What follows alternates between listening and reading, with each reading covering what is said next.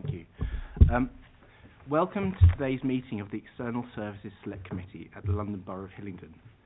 This meeting is being broadcast on the Council's YouTube channel, Hillingdon London. The purpose of this committee is to monitor services provided by external organisations within its remit and review their performance. We also undertake in-depth reviews and witness sessions on specific topics and submit our findings to the decision-making cabinet and also to those bodies that we are reviewing. Today's meeting is going to be focused on our local health providers, so we've got lots of people here to talk to us, which is really great. Thank you so much for that, but we'll come to that later. But before we start, my name is Councillor Nick Denys, and I'm the chairman of this committee.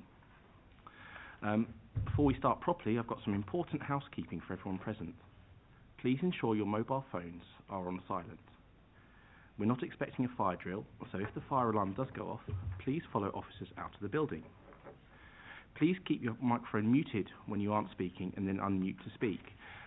Mainly it's because people who are watching online can't hear if you don't have your mics on, because we could probably all hear each other, but it's for those watching online. As chairman, I will call those to speak during the meeting, so please do indicate to me if you do want to speak. And I'm happy for anybody to speak on any agenda item if they wish to do so, if they have an interest, even if they're not listed for it. So do let me know. Right, so I'm going to move on to the agenda. First of all, do we have any apologies for absence? Chairman, there are no apologies for absence. Fantastic. Are there any declarations of interest in matters before this meeting? No? Fantastic. Everything in this meeting, I think, is public. Isn't that right, Nikki? Yeah, brilliant. So no part two, so that's great. The minutes of the meeting from the 15th of September. Does anybody have any comments on those? No? Are we all happy to approve those? Yeah, brilliant. Thank you. So we're going to move on to our first substantial item, which is the Mount Vernon Cancer Centre Strategic Review Update. Jessame Kinghorn, would you like to take it away? Yes, thank you, Chair. So you've had a relatively brief paper providing an update as to where we are with the review of the Mount Vernon Cancer Centre services, which the committee has previously been briefed on. So I wasn't planning on going over the background. Happy to answer any questions if anyone does want a little bit more clarification.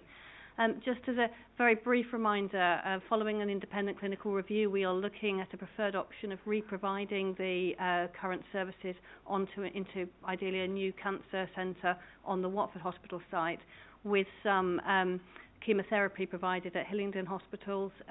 Watford and Hillingdon hospitals are the two hospitals on the patch that don't have their own chemotherapy units as part of the services at the moment. With the exception of blood cancers, which is a little bit different.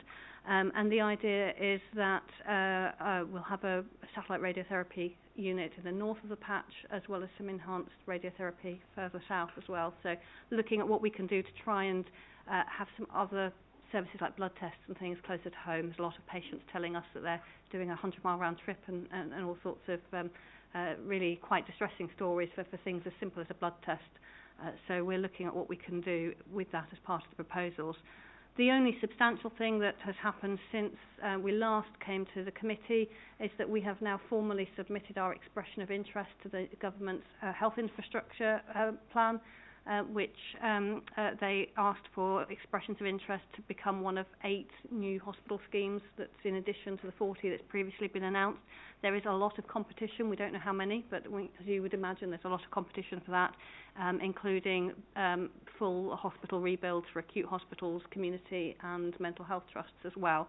The timeline for that is that the long listing process takes place over this autumn, with a final decision expected in the spring of next year. We're not too sure what spring means at the moment, but that's what we're going on for the time being. So we're continuing to work on the business case whilst we go through that expression of interest proposal. But as you'll be aware, the capital that we need for the new hospital, for the new cancer centre, was the biggest challenge. So this presents the best opportunity really for securing that.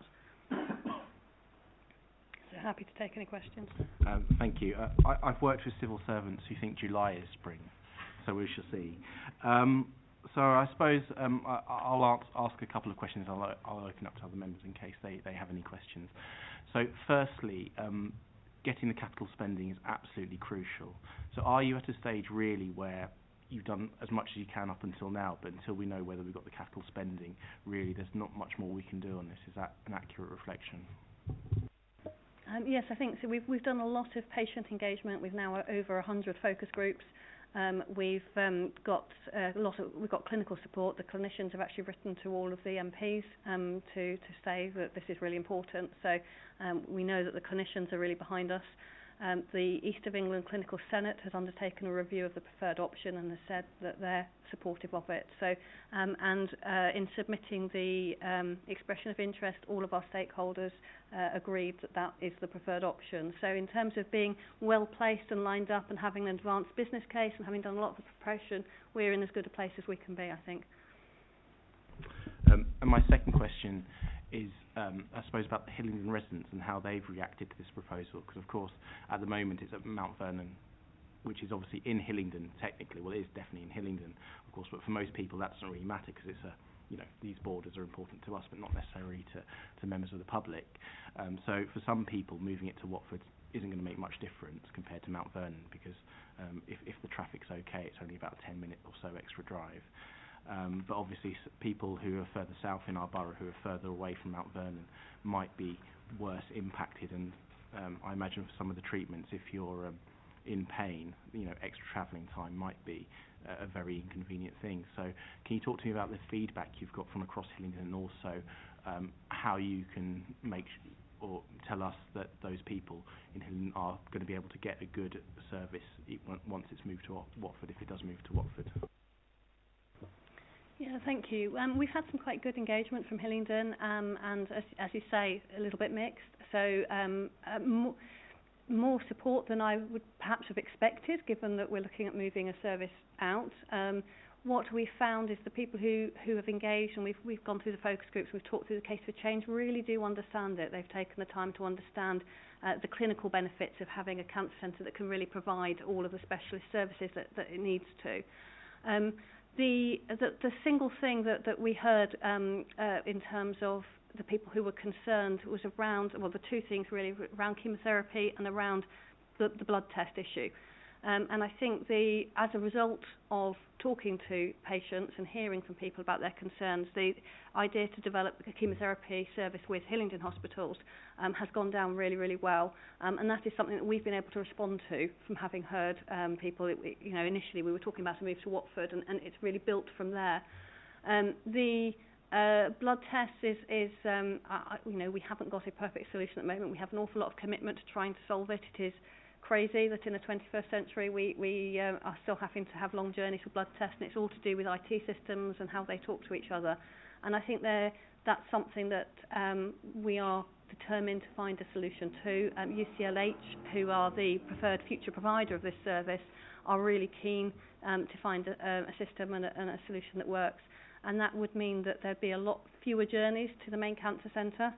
So patients who need chemotherapy would have the option of having their chemotherapy at Hillingdon, unless it was particularly complex. And hopefully patients who needed a blood test ahead of their treatment would be able to have that done locally instead of travelling in. And that has assured some of the patients. We are looking at, for example, for radiotherapy, whether we can enhance the capacity south of the area, so at Hammersmith Hospital, for example, as part of the plan, so that even for something like radiotherapy, there would be a closer option for some of those patients, just as we're doing in the north of the patch as well, for those with the long journeys from Bedford and Luton and Stevenage, that sort of area. I said I'd only ask 2 questions, but I'm going to follow up, Chairman. I'm allowed to do that. So, I mean, do you have any idea about the percentages of those who will be able to be seen at Hillingdon Hospital and those who you describe as more complex, having to go to Watford? Just because obviously for us the Hillingdon option seems really, really great, actually, because actually possibly for a lot of people that's even more convenient than Mount Vernon, so getting that online is fantastic. But do you think the majority of those who need chemotherapy will be able to go to Hillingdon Hospital? I haven't got the numbers in front of me. I don't know if Tina might actually know them. So actually it's quite small. It is quite small numbers. So it's about 356 patients a year. So it's about, if you talk about chemotherapy chairs, it's 3 to 5 chairs worth per year. So it's not that many people, and the team have done a fantastic job actually of doing the travel analysis and trying to work out people are unlikely to want to travel further. As Jessamy said, they want that care closer to home. So really, if the cancer centre does move, some of it will come to Hillingdon, some of it indeed will go to Norfolk Park, and some of it will go to the Imperial sites in terms of how people travel, not just necessarily the site closest to their home, it might be the site closest to their work or the easiest place to travel to on public transport. So there's been a huge amount of work done, but it's actually quite small numbers at Hillingdon. There will be some tumour types, such as lung, which it would be not worth us putting at Hillingdon because we would see so few patients, they wouldn't get the sort of top-notch care that we would want to give them, and so we may not do, of that 356, there's about 20 patients that would sit in that lung tumour group, which we would think is probably not worth doing, but as we move towards the change, we'll reassess that as we get there. Yeah, and I think in the activity numbers that we've been modelling, we have assumed that some of those patients in the south of the patch would go elsewhere, wouldn't travel up to Watford. So that's been factored into the planning assumptions as well. I'll come back to you on the exact proportion of how many patients are left that are more complex that would travel to Watford for their chemotherapy, just so that we can give you the exact number. But I'll come back to you on that if that's okay. No, thank you. That was a good answer. Does anybody else have any questions?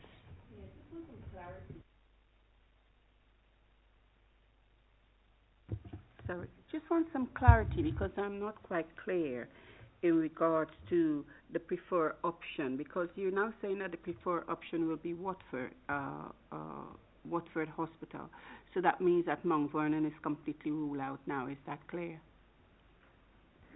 Yes, so for the cancer services, the independent clinical review was really clear that we couldn't maintain the specialist services on that site, and the exercise that we went through identified both with the clinicians and with the patients a preference for moving everything together into a new cancer centre so that it would be able to do the full range of treatments rather than taking it in bits.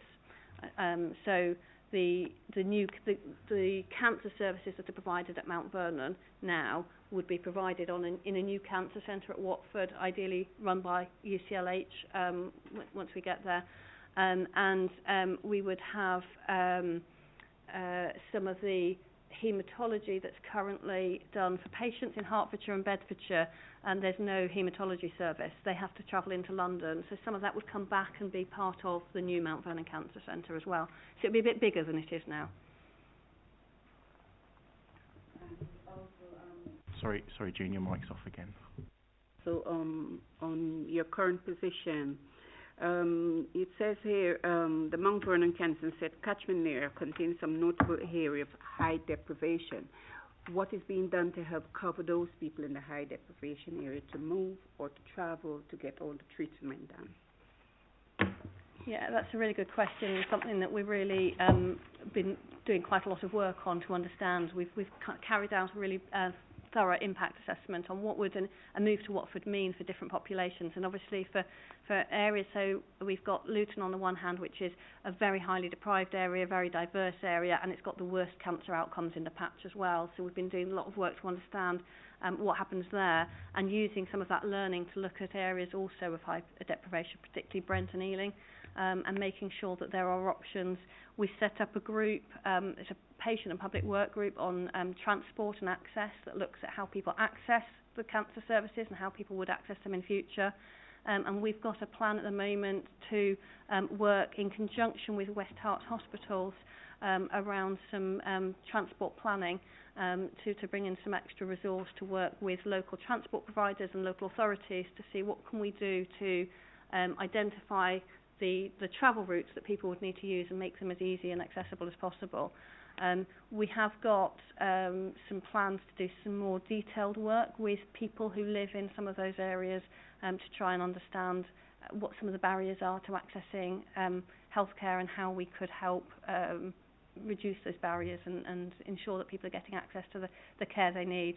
What we are finding in some areas, more in the north of the patch than in London so far, is that there are reasons why people aren't accessing care in the first place.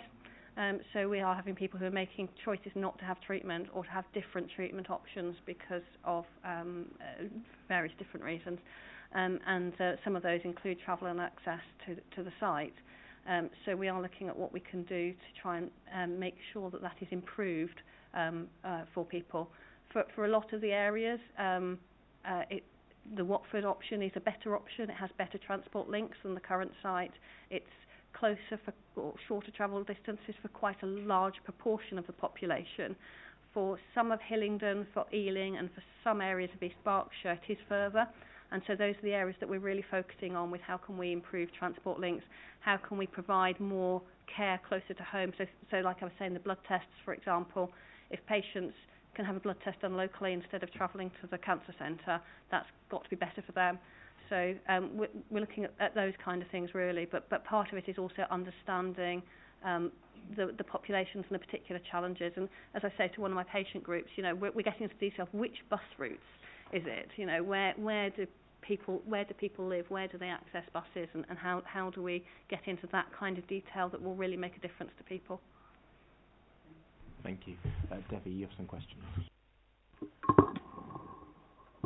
Just a couple of quick ones. Thanks, Jessamy. Do you anticipate there'll be patients who are going to be treated both at the old centre at Mount Vernon as well as the new one? So patients who will be caught in the transition as you move from one model to the other, and how will you minimise the impact on those patients?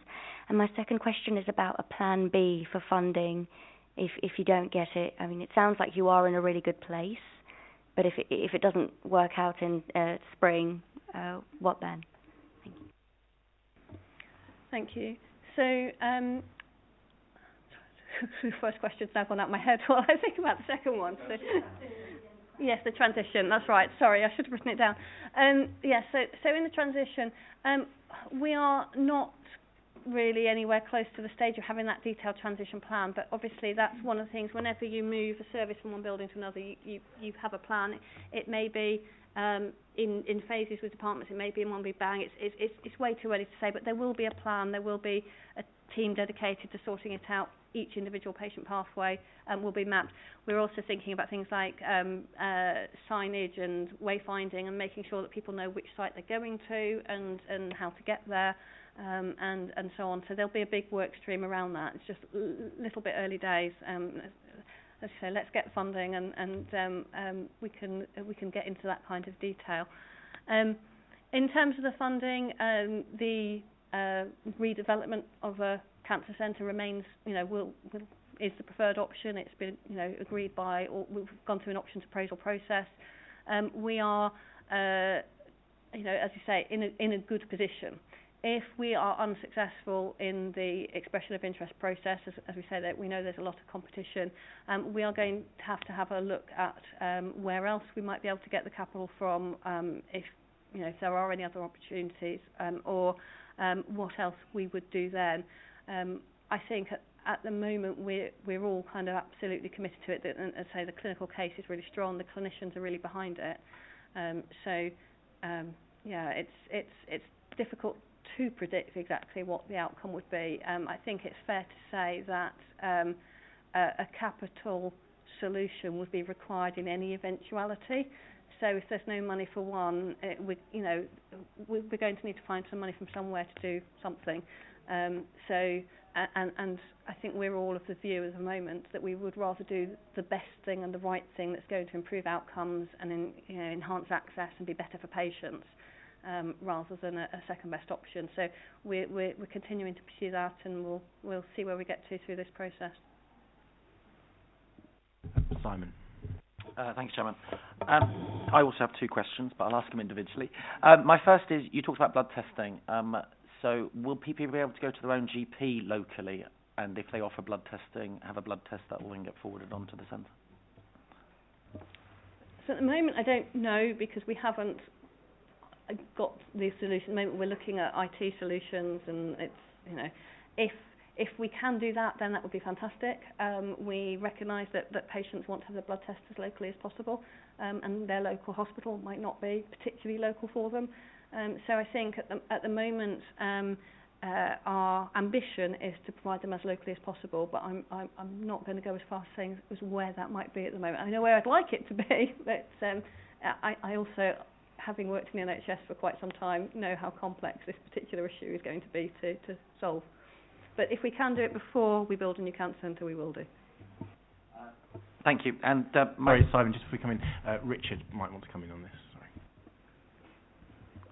Thank you. Just to pick up on the point of local community-based primary care phlebotomy, blood testing. Yes, all general practice either is doing blood testing, taking the blood on site, or is sharing that between other practices.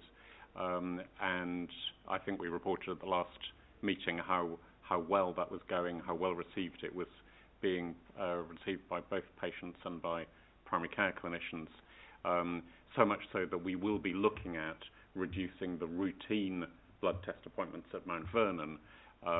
We hope to be able to negotiate still the urgent same-day tests at Mount Vernon, where truly the results need to be back the same day. But for the routine and the cancer-related blood tests, we do anticipate that will be at primary care level. Thank you very much, Richard. And sorry, my second question was the catchment area. I mean, I'm all up for specialist centres. I think they're great. They bring expertise all under one roof, and nothing bad can come of that. My only slight worry is in looking at the numbers is 2.4 million catchment area. Is that high? Is that, I mean, to me that seems like a massive number, but is that normal within the system?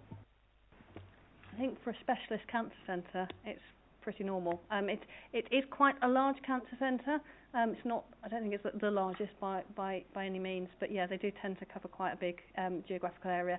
I think what's quite unusual about Mount Vernon is that it covers 3 NHS regions, so with the East of England, South East and London, which does make it a little bit more of an interesting process to work through, because you've got 3 different governance arrangements and 3 different sets of authorisations to go through. But yeah, I don't think it's particularly smart. In fact, one of the things that we do when we go through all of the modelling for what we'll work on a new centre, looking at Watford, and when we went through the process, we looked at every hospital on the patch, is what would it do to the size of the centre if patients opted to go elsewhere? And you know, there would be some options within that would be too small to sustain a cancer centre.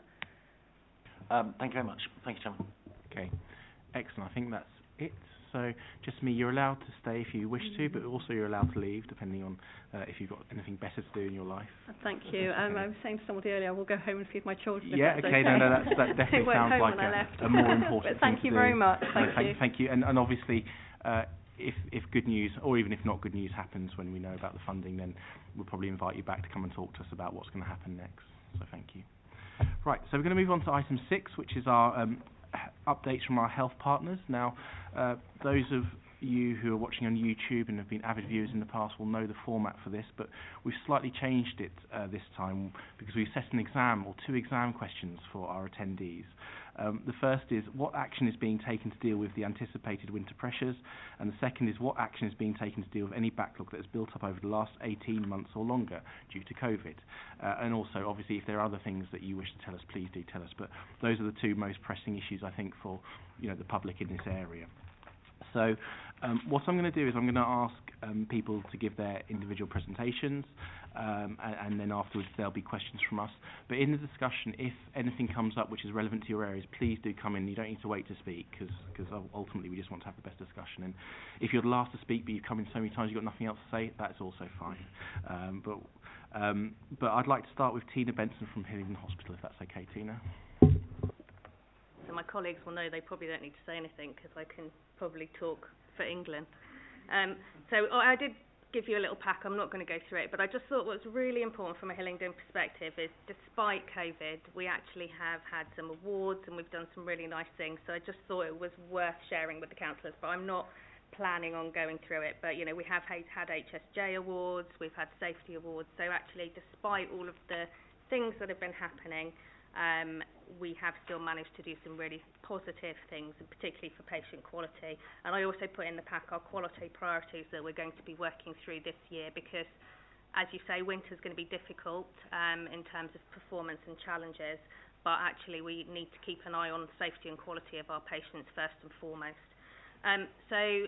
When we have a winter, I'll talk about winter first if that's okay. So winter planning is not really about the acute trust, actually. It's about my colleagues sitting to my left, because in essence the hospital manages what comes to their front door and helps the patient move out of the back door, and actually that is a really small part of what our winter plan is about. So I have given you some things on here, but actually if my colleagues don't mind me just doing the whole pathway, I'm just going to go for it. So you're absolutely right. We absolutely anticipate a quite challenging winter. So we have had levels of activity across all of our organisations that are commensurate with a normal winter activity. So through the summer, where you normally see a slight dip in activity, we've had increased rates for all our services, so community, mental health, local authority and primary care, and indeed our third sector colleagues who support much of what we do. So we have worked together on a very detailed winter plan. I think it's got something like 130 schemes in it. But actually what we are really trying to do together is make sure people who can be managed by primary care and our community services happen. So we're talking about primary care surge hubs, and we're working to set that up at the moment with our PCNs, our primary care network. And we are very good with CNWL and the local authority at having rapid response. So 2-hour response to people in their homes, 7 days a week, 8 till 8. So that is something that's being demanded of all NHS ICSs by April 2022, but actually we're already there. So actually we're slightly ahead of the game. So that puts us in a good place for winter. Equally, things like additional care hours with the local authority, weekend admissions to care homes are all the things that form part of our winter plan. I'm painting quite a rosy picture because actually we do have a very good relationship as the Hillingdon Healthcare Partners team. However, I don't want the committee to think there's no risk. So if we look at our individual bed modelling, and I will talk about the trust and then I'm sure my colleagues will do a bit more detail. We have still high attendances, so patients coming to A&E, as I said, are winter type levels. So we're averaging at the moment of 191 patients to A&E plus 250 to the urgent treatment centre, which is on the Hillingdon site, but obviously is more the minor injuries and illnesses pits. But just to the A&E is about 191. If I look back at this time 2 years ago, so we sort of take out the COVID year because it was very unusual, our average attendances then were 146. So that's 50 additional people per day, broadly speaking, that we're managing currently. And that's one of the reasons we're talking about primary care hubs and how we make sure those patients who don't need to come to A&E don't come. But equally, they may need to come but not be seen in A&E, so they need to be seen by a medic or by a surgeon. And actually, they don't need to be seen in A&E because that team are fantastic, but they're there to deal with emergency care. If you need to see a specialist, we need to get you to the specialist. So the same day emergency care pathways, we've expanded our units. We're now up to seeing 200 patients in a week through those units, so they can go there directly, both from our primary care colleagues, the urgent treatment centre, and actually straight from triage if they walk in the door.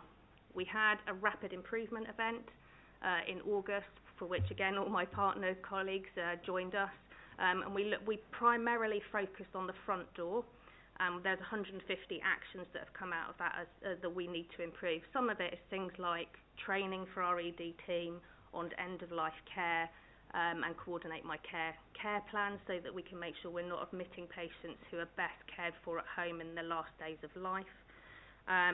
Right through to actually we just need to communicate better with our CT scanning team because we think we're waiting for the CT scan when they've already done it. So literally right down to the minutiae, and we're working through all those actions, and we're going to do a review next week on where we've got to with all of those actions. We're also, again with my colleagues, running another event the week beginning the 18th of October where we're actually going to look at discharge. So you will notice in our quality priorities, improving our discharge of patients and the experience is one of our quality priorities. One of the downfalls of trying to move patients out of the hospital quickly is that it doesn't always turn into such a good experience for the patients or the patients' relatives. That's why it's one of our quality priorities, and we're going to focus on two things with our discharge. One is internally in the hospital, what's called the safer care bundle, so making sure that patients are prepped and have everything they need for a safe discharge as early on in admission as possible. And then we're going to focus with our partners how once the patient is ready to leave the hospital to the next destination, be it home, a care home, a nursing home, a hospice, that they're moved within 24 hours from the acute site. The reason that is so important is if we look at our winter modelling, the hospital would be, without doing anything, 88 beds short in January. With the schemes we've currently got in place, we're down to circa 44 beds, but that's still more than a ward. The Trust does have an escalation award available to it for winter. However, that we know the more wards beds we open, it doesn't actually help the situation because you spread your staff more thinly, the discharges slow down, and actually the patients are in the wrong place in an acute bed when they either have a bed at home where we could provide their care, or my colleague could provide care in a different environment. So those are the things we're working on. We have a lot happening, a lot of positivity, a lot of belief that we can do this safely. There is still a risk. So I'll pause there. I don't know if my colleagues want to jump in or whether there's questions first. I think we'll start off with questions, and then obviously colleagues can jump in if they wish to. I suppose I've got two questions. One of them is based on what you said. I mean, how is your monitoring going to be working? Because ultimately, if you get to a stage where this extra capacity you built in gets full, that's going to be pretty bad, isn't it? Even though it seems quite impressive, the extra capacity you brought in. So, how are you monitoring the situations, and at what levels, and when are you going to do more if things rise even more than you think they might do? Hi, I'm Claire Rees from CNWL Community Services and covering mental health services here for Vanessa. Yeah, we've over the last year, I think we're going into winter despite COVID in a lot more positive position than we have been. We've worked really hard through the HHCP to integrate our discharge team. It's fully integrated, and one of the things we've introduced since last winter is a daily multidisciplinary monitoring, and that is senior people across the system, local authority, community, our mental health. It's a point in the morning and in the late afternoon for escalations, any blockages, identifying where people aren't able to move through that system, and it's an opportunity for us to unblock those discharges. So that is one of the schemes that I think is really improved. How does unblocking work? Because it's around communication. Yeah. One of the key things we found is the local authority thought Hillingdon Hospital had got the TTAs ready. It was just really basic. TTAs ready, that patient's ready to go home, package of care started. Actually, that patient isn't ready to go home, so we don't start the package of care, and that there's not wastage in the system. So just one of the key things we felt as an HHCP, that communication amongst us was making delays for patients. So they thought they were going home, they thought they were going to a care home, and that wasn't always the case. So by having these regular touch points, we can escalate them, identify, okay, they're not going home today, they're going home in the morning, we'll make them a golden patient. So it is around system working, and the HHCP has been a fantastic vehicle for that, and it's taken a number of years to get there, but we've really, really moved on with that. So that's one of the key areas. The other key area that we're working with the hospital particularly on is therapy integration. So occupational therapists, physiotherapists. We've got Brunel on the doorstep that produce students of these, the therapists. We've got an opportunity to capture new therapists into our system. We're local. We want to show that we're integrated. We're Team Hillingdon, and that you want to come and work for us, because inside the hospital we've got vacancies. We've got vacancies in the community. How can we join those therapy services up together to work and by pulling patients, that sounds wrong, by moving patients out of the hospital and getting them back into their own home settled through the model of discharge to assess, which has been up and running for a number of years, we've really managed to identify the number of slots that are required for discharge and moving those patients through to discharge and settling them in their own home and reducing the length of stay. So we also monitor on a daily basis the number of slots we've used for pathways 1, 2 and 3, which means whether they're going home to their own home, which is pathway 0, whether they're going home with a package of care and short-term rehab, whether they're going to a bedded service. And so we monitor that, making sure the capacity is used where it's commissioned best. We've also got step-down beds that we monitor on a daily basis that have been commissioned, so fully accessing our rehab beds out in the community and our step-down beds, and making sure we've got an oversight on where that is. And we monitor the length of stay and the A&E conversion rates, so we get a spreadsheet daily, the senior people that attend these 2 meetings, to identify where we can see an increase in 7-day length of stay and the 21 length of stay, and what are we doing to reduce that. I mean, that sounds good. Richard, yes.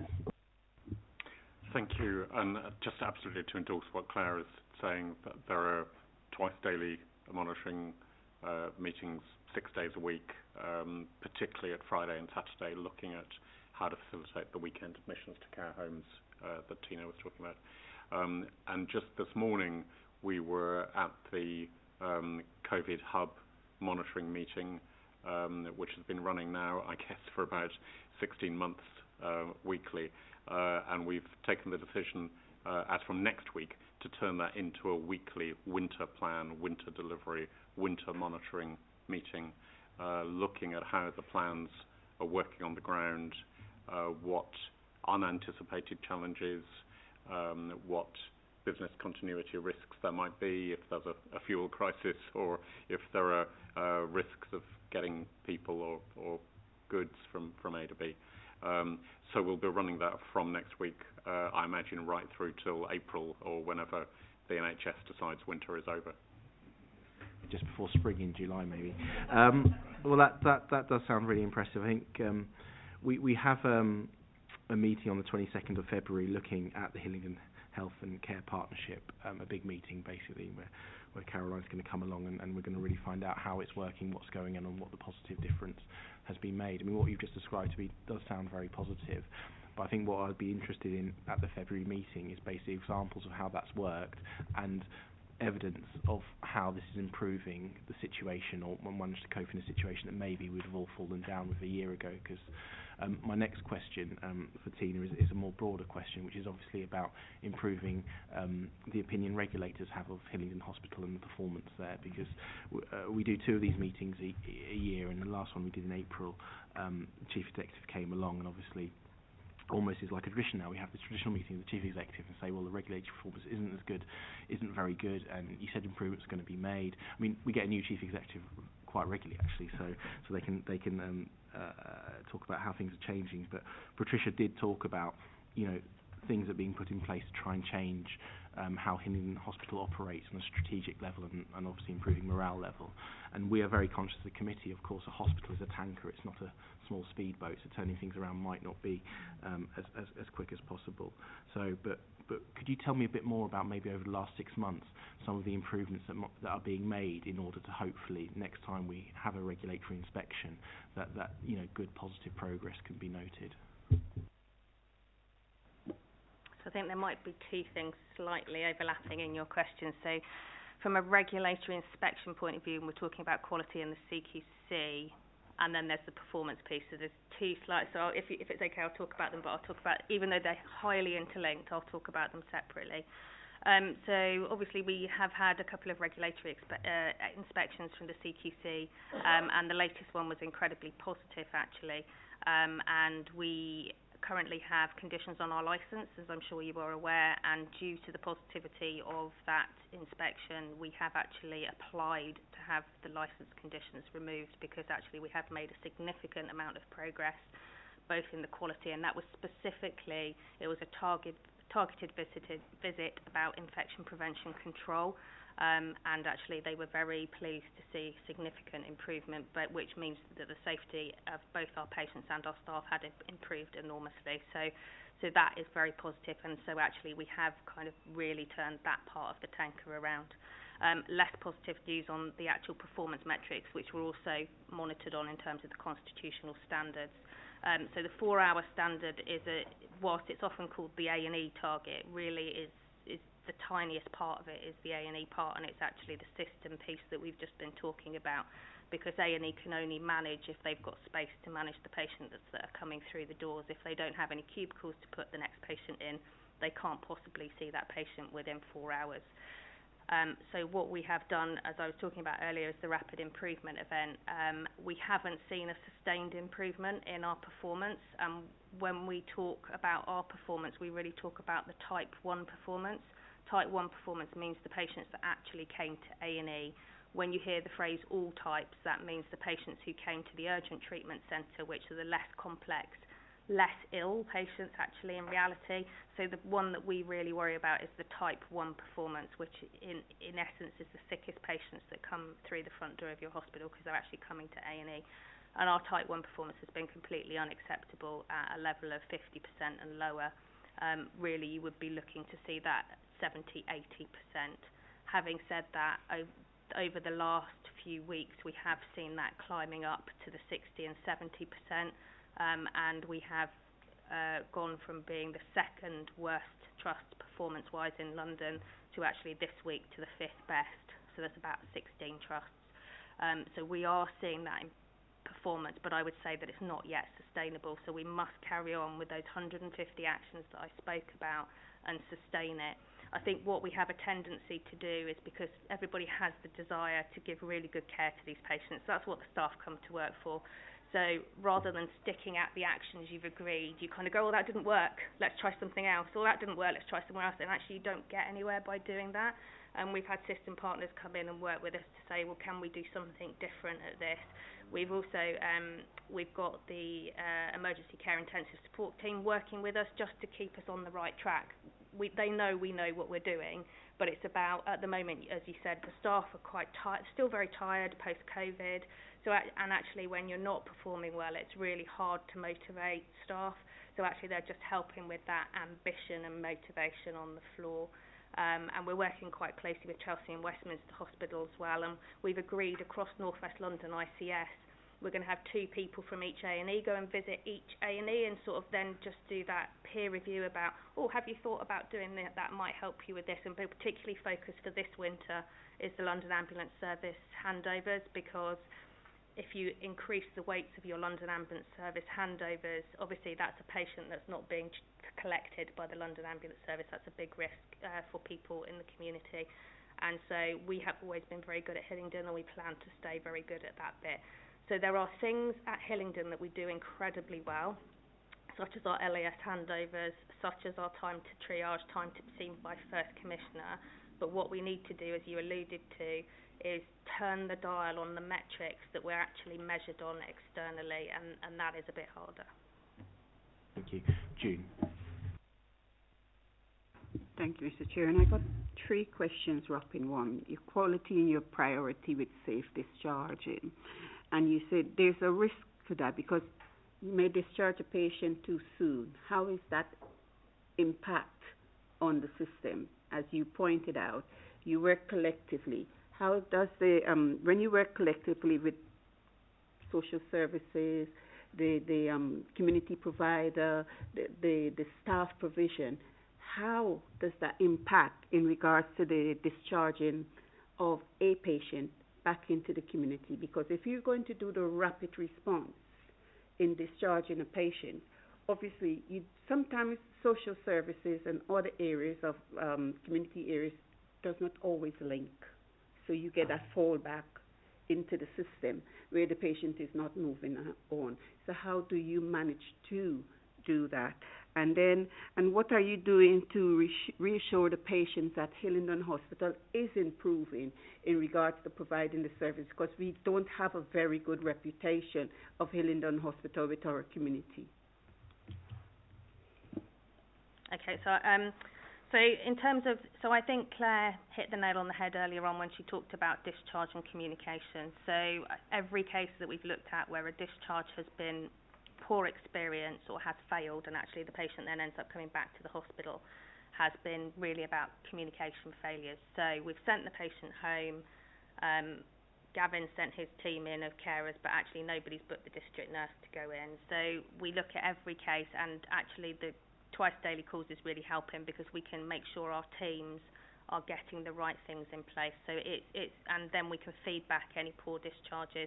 And actually what we've also done is provided a silver on call number to any of our colleagues who have a patient. And so, for example, if we haven't set the right documentation, we can get that out to them at any hour of the day, so that we can maintain that patient in the community. So we put in safety nets as well as trying to keep coming back to the learning from any poor discharges, but it's not yet perfect and we need to keep learning. We also meet with the care homes regularly, the care home managers who feed back to us. I actually been out with the community matrons to get some feedback about the hospital discharges and what we could be doing better. So it's just a case of getting that consistent feedback and continually feeding that back to the teams on the ground, and just learning and just improving in that way, and that's really important. And equally, we all have to make sure that our systems and processes are changed as we learn. So that's the first. Is that okay for your first question? Tina, sorry, June, sorry, I just want to follow up on something Tina said. Do we have any stats about that in terms of how many of our discharges are failed discharges? Failed Yes, we do. I don't know them off the top of my head. I don't know if anybody else does. Is it possible if you could send them to Nikki, and also over the last few years as well, because it'd be good to compare where we are now over, let's say, over the last 5 years, for example, if that's possible. Not sure we've got them for that long, but I will find what we've got.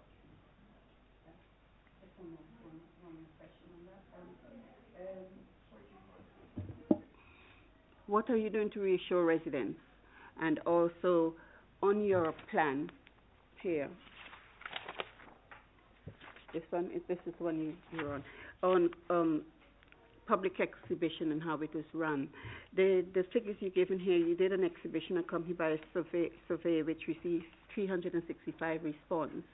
But at the same time, you went to the festival and it gives you 140 response. Was there any consideration in trying to extend that time to get better feedback from residents? Because that's a very low feedback. So I hadn't got to the redevelopment bit. Shall I? Because I haven't done elective recovery or redevelopment yet. Yes, do answer June's question, and also if you want to talk a bit more about where we're at the redevelopment piece. Please feel free. So I think in terms of reassuring residents, until we move the dial on the constitutional standards, I don't think we will. So I think if we can get our licence conditions removed, we can absolutely do some publicity about that and say that our quality is improved. But actually, if we're still making 60% of our patients and our community, indeed, wait more than 4 hours for emergency care, I don't think we can change that perception, so we have to. That's why changing the dial on the constitutional standards is really important. It's in my portfolio and it's really important to me, and I'm equally a Hillingdon resident, so all of those things are very important to me. But I think, and we know perception lags behind reality, so we have to show some movement, and then I think we can start regaining that perception of the Hillingdon residents. I agree with you. I hear it from the community myself, my neighbours mostly. So would you like me, Chair, to do elective recovery and then redevelopment? I'm sorry, I feel I'm talking a lot. My colleagues are getting away lightly. Absolutely, we have a backlog of elective care, the same as every other organisation nationally. So we are working to the NHS priorities around elective care, which is to reduce the long waiting patients for both routine care. So the aim is to eliminate 104-week waits for routine care. So we've got 47 patients left who sit in that category. We've moved that from 100 and something in the last 3 months. We'll be then working down to 78 weeks and 52 weeks, although actually in the guidance at the moment the priority is just the 104 weeks wait, but we'll get there pretty quickly, and so it's really important to us that we continue to work through those long waits and get those patients treated. We do harm reviews on all of those patients waiting over 52 weeks, and any of the patients where the clinician thinks that their treatment needs to be brought forward, they are brought forward. Unfortunately, what that means is that most of the patients in those categories are for services which do actually cause individuals pain, so trauma and orthopaedics being one of them, pain service being the other, but actually that from a clinical point of view they are less harmful than the patients who may be awaiting for colorectal surgery or other pieces of surgery. So unfortunately it is definitely skewed the long wait towards trauma and orthopaedics and pain services. The other targets that we are being asked to deliver first, that doesn't mean that we're not going after everything, but patients waiting over 104 days for cancer services and over 62 days. I'd just like to reassure the committee it doesn't mean they have cancer, but they still don't know that they have cancer or they don't have cancer. So it's really important that we clear those waits, and again we're doing reasonably well in that. So we have challenges in our imaging services. We have a 50% vacancy rate for radiographers, and that is causing challenges for the organisation across a number of pathways, because that hits all of your pathways, emergency pathways, elective pathways and your cancer pathways, particularly in MRI. We have got an additional scanner coming on site for 4 months from Monday, which will help us get those weights down, but that is a challenge for the hospital.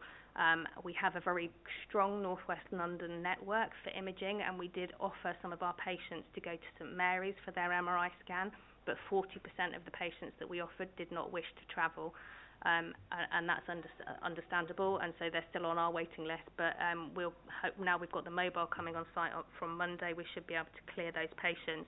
And from November there will be some additional capacity available to us at West Middlesex Hospital, which is slightly closer, particularly if you drive, less so if you try and take public transport, but if you drive to St Mary's. We'll also be looking at getting patients diagnosis of cancer within 28 days of referral, because actually at the moment it's quite a long time to wait. So the way the cancer targets work is you need to be seen within 2 weeks, but then actually you can wait up to 62 days to get a diagnosis, which is horrendous. I mean, if you don't know whether you've got cancer or not, that's absolutely horrendous. And so by day 28 now, the aim is to tell 75% of patients whether they do or don't have cancer. That doesn't mean they'll have had their treatment, but that's the aim. And so those are the things that we're really working on as an organisation. So if I go on to redevelopment. Before you do that, I've got a couple of other members want to ask questions. So, Simon. Thanks, Chairman. Tina's actually already answered my question. It was around A&E waiting times. All I'd like to say, though, is it's nice to hear some positive news coming out of Hillingdon Hospital. Usually at these meetings, it's all doom and gloom. So well done for that. Well, winter's coming, but anyway. Hina. Yeah, thank you, Chairman. Just going back to thinking about coming out of the pandemic and the impact that it's having on mental health, my question is, how are you bridging the care between primary care and community mental health, please? Okay, so there's a lot of work. Let me just work through. So there's a lot of transformational work going on within mental health that my colleague Vanessa has given me some information around. It's around working with our primary care network and mental health. Mental health has become much closer to the table than it ever has been in the past, a bigger focus on the mental health patients that are within the system, in the hospital, and making sure that they are receiving care at the right place, at the right time for them, and they're not in acute physical beds when they need to be in a mental health environment. Let me just move to... So what we are doing is, part of the mental health transformation is the ARR roles, which is the additional roles reimbursement scheme, and these are additional mental health roles that will sit within primary care. And we've worked really close with the GP Confederation and our clinical leads within the PCNs around identifying recruitment of these mental health practitioners, how they will sit and where they will sit within the PCNs, how they will work to enhance the mental health offer to the community services. And the shortlisting has been completed, so recruitment is underway, and we're just working again with the clinical leads. The next steps are getting these people into post for winter, and developing the PCN induction and deployment plan. So what does that actually mean, having a mental health practitioner sat within our GP surgeries? Okay, Tina, before you move on to the Hillingdon Hospital redevelopment plan, something that really interests me, I think, is essentially some stats around all of this stuff, because there is a narrative out there, the two questions are phrased around the narrative that we've all seen, but really, what are the stats in terms of delays, in terms of people getting treatment, how many people are getting those delays in treatment, and also how are we improving that, or what is the direction of travel. Now, on the 27th of January, we have a meeting which is mainly going to be focused on the Hillingdon Hospital redevelopment, a big meeting on that, for your update. But I think on that meeting, we would like an update on, where we're at with the overruns into stats and what's being done about that. So if it's possible for that meeting, if you could provide those, that would be really appreciated. Happy to do that, Chair, but in the meantime I can send you over the what's called the Integrated Quality Performance Report, which has got all the stats in it, and you can circulate it to your members. That would be really awesome. Sorry, June, is it a question on this area? Yeah. Okay, go.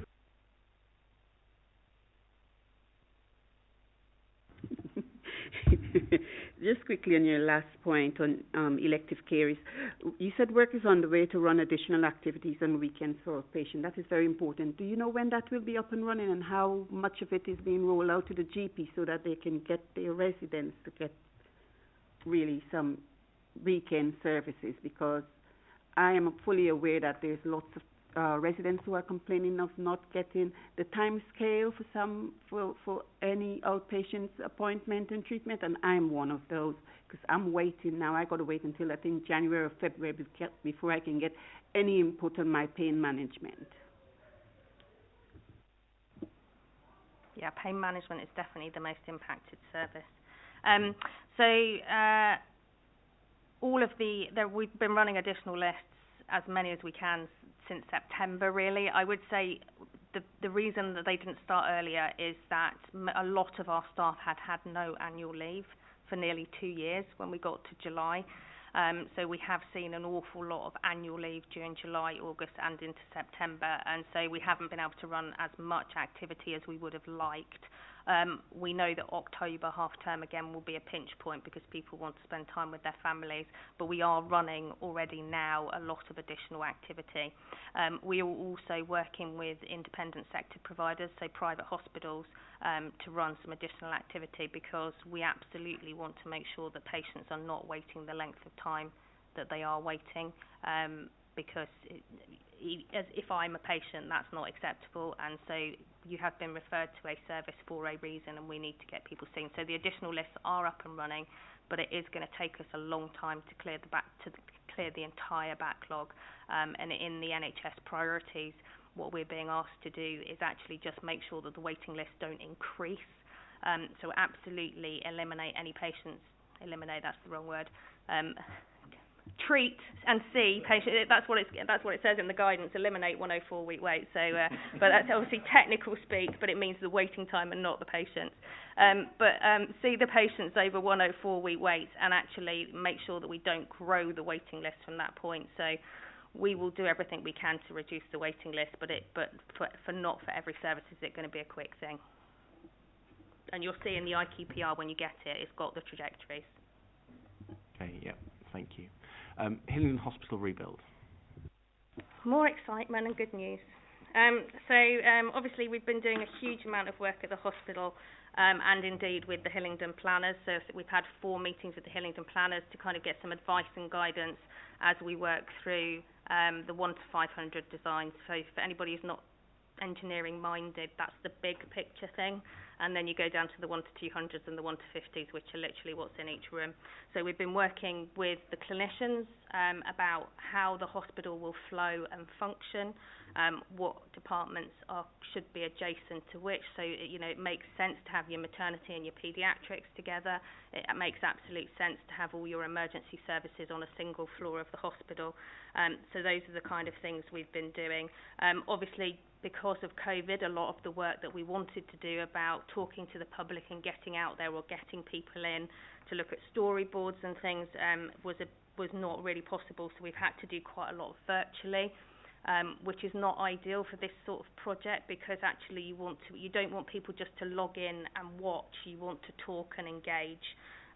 So we have had some feedback, as you say. It's not as much as we would like, but we have had an awful lot of hits on the website. We've done lots of videos. There's a video of me. I don't know if it's gone up yet. If it has, you have to watch it 'cause it's really good. Nikki will send around the link to all. Yeah. So we've all done videos about. We want to hear people's feedback. It's really important. This isn't our hospital. As you say, you've seen lots of chief execs who know might be somebody sitting here else on the 27th of January. But so it's not our hospital. It's the public's hospital. It's the community's hospital. So it's really important that we get more feedback than we've got. In some ways, we're at 1 to 500 stage. We've got time. So we're really looking at what does the shape of the building look like, working with the planners about how does it fit on the Hillingdon site without disrupting the local residences, how does the traffic flows work, and we're sort of at that sort of big picture stage. So we have got time, but absolutely agree with the councillor that we need to seek more and more feedback. But actually, I think if the meeting that you described in January, where we can do a really big story with you, hopefully we can get it linked on with your YouTube, and we'll get some more excitement going about it as we move. And I think the other thing I would say is you can actually see now that building work is happening on the site. So we've got 2 modular blocks that have gone up, which is part of our decant strategy to clear the space needed for the new hospital. And they're incredibly positive because they're very nice wards. So we've got a new ICU unit in there. We've got a new respiratory unit into the next modular. For those of you who remember that the paediatric unit subsided, so the paediatric unit will be on the ground floor, so they'll be out of the tower block and back to having some outside space. So actually, and there's some boreholes being drilled this week in the staff car park. So if any people come to site, they can start seeing that something is happening. Buildings are changing, so it's becoming a lot more real. So I think that's another way that we need to engage our public. That say, look, here it is, it's started, and we're on this journey. Clearly, we need to secure the funding, and we're still in that process. But actually, we're doing the preparation work for our new hospital for our public. On the feedback aspect, I think in one sense it's quite simple. Everyone agrees that we must have a rebuilt Hillingdon Hospital. It would be supremely impressive to do it and make it worse than the hospital is now. I think that would be award-winning in the worst possible way. But beyond that, in terms of what the hospital should be like, that's a very complex question which I've had the privilege to look a lot more into. So in a sense, possibly that's why you've had less feedback, because the bigger questions answer themselves completely. But the other question, I think, is a bit more complex for people to get into. So I'm happy to leave Hillingdon Hospital for the moment now, because we do have a bigger meeting in January when hopefully funding will be known and planning permission will be on its way to being approved. My initial instinct was to go to Claire next, but then I saw Nick sitting in the corner. And if I've got this wrong, Nick, please do tell me. But in a sense, you're a bit separate from the others. Not as a person, of course. We like you a lot. But would it be useful for you to go next? And if you feel like maybe the discussions we get into after that aren't relevant to your area, then you'll be free to leave. So, Nick, if you want to go next before we go back into the other substance. Thank you, Chairman. Our world is tangential, but it's not that old. So to start with, COVID hasn't gone away for us. As of today, we still have 11 cases, all on intensive care. And sadly, when they do leave, they're leaving under an RIP banner. Very few are going home. And they're young, well, younger than me. and unvaccinated. So that is still impacting, and of course if you take up ITU beds, you impact on cardiac surgery. That having been said, we're currently exceeding, if you know, we're meant to have a target of achieving 95% of what we did at the same time in 1920. So we are exceeding that just. Whether we're judged as exceeding it and get the money becomes more complicated because you're not judged as an individual organisation, you're judged as part of an ICS. So it's a question of how the whole ICS works as to whether you actually get some reward for that. Winter pressures, we do get winter pressures, but that's more to do with places like Hillingdon wanting to move patients out to us at the same time as Watford, and perversely actually Harefield in particular is dealing with a lot of non-elective workload into hospital transfers, and so we're having trouble focusing on our elective workload, although we're getting there. And the other big problem we have at the moment is staff shortages, particularly in nurses and the allied health professionals. There's a bit of a sort of perfect storm about that. There are vacancies. We're seeing the impact of Brexit. We're seeing the old impact of removing the free bursary for nurses some years ago. I mean, that's back, so that's been reversed. We're still seeing people isolating and staying at home, largely because of their kids. So there's a lot of people who just can't come to work because their children have come home positive. And we're at the end of the annual leave period. So hopefully the next month we'll see us being able to get back to normal. And the other, I suppose the biggest one for us, and I expect is at all hospitals everywhere, is we're hoping for some central guidance on rule change about space between beds. So we lost quite a few beds just because we had to widen the gap between them, and particularly in, say, places where daycare areas where most of the people were treated in sort of giant, sort of posh armchairs. That we've had to reduce that ward in half. And that is that's basically where we are at the moment. I mean, how bad is the backlog, and is it difficult to resolve with the staffing issues that you have? The backlog is bad. We're not into very many 52-week waits plus, and I suppose there's an unknown going on at the moment, which is the feed from primary care or DGHs isn't coming through at the same rate as it used to. So there was always a regular, someone goes to the doctor, they go and see the local cardiologist, the cardiologist says, you need to see another cardiologist. That seems to have dried up. Now, whether that's because a lot of those patients in the past have actually been killed by COVID is one possibility. And there does seem to be a problem still with people accessing GPs and being afraid of going there. So when that comes back again, we expect the waiting list to grow again. But at the moment, with our current waiting list, we can see that we can deal with them within a year. And we have our strange priority P1 to P14, where P14s are not going to be seen anytime soon. But we are slightly nervous about an increase in adding to that waiting list. But I'm sure we will cope. And we now have a lot more of cross-site, including from St Thomas's staff coming across. So one of the things we will be doing actually at weekends is now helping with some of St Thomas's backlog. Thank you. Sorry, I didn't introduce you properly. You're from the Royal Brompton Harefield NHS Foundation Trust. I forget that people are watching on YouTube and they might not see the signs in front. Tina, you wanted to come in. I just think it was to support Nick's point. So one of the interesting things that we've seen post-COVID is a 30% increase in cardiac admissions to Hillingdon.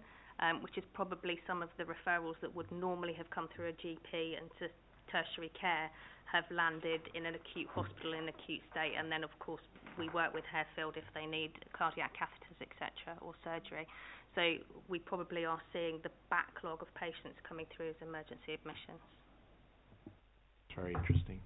Any questions? No? Okay, right. Thanks, Nick. Claire, can you go next? Claire, you're from the... I'll look at the acronym because acronym soups in NHS always get me confused. The CNWL NHS Foundation. And just to remind people, our sort of 2 exam questions were what action is being taken to deal with the anticipated winter pressures, and what action is being taken to deal with any backlog that's built up over the last 18 months or longer. So, Claire.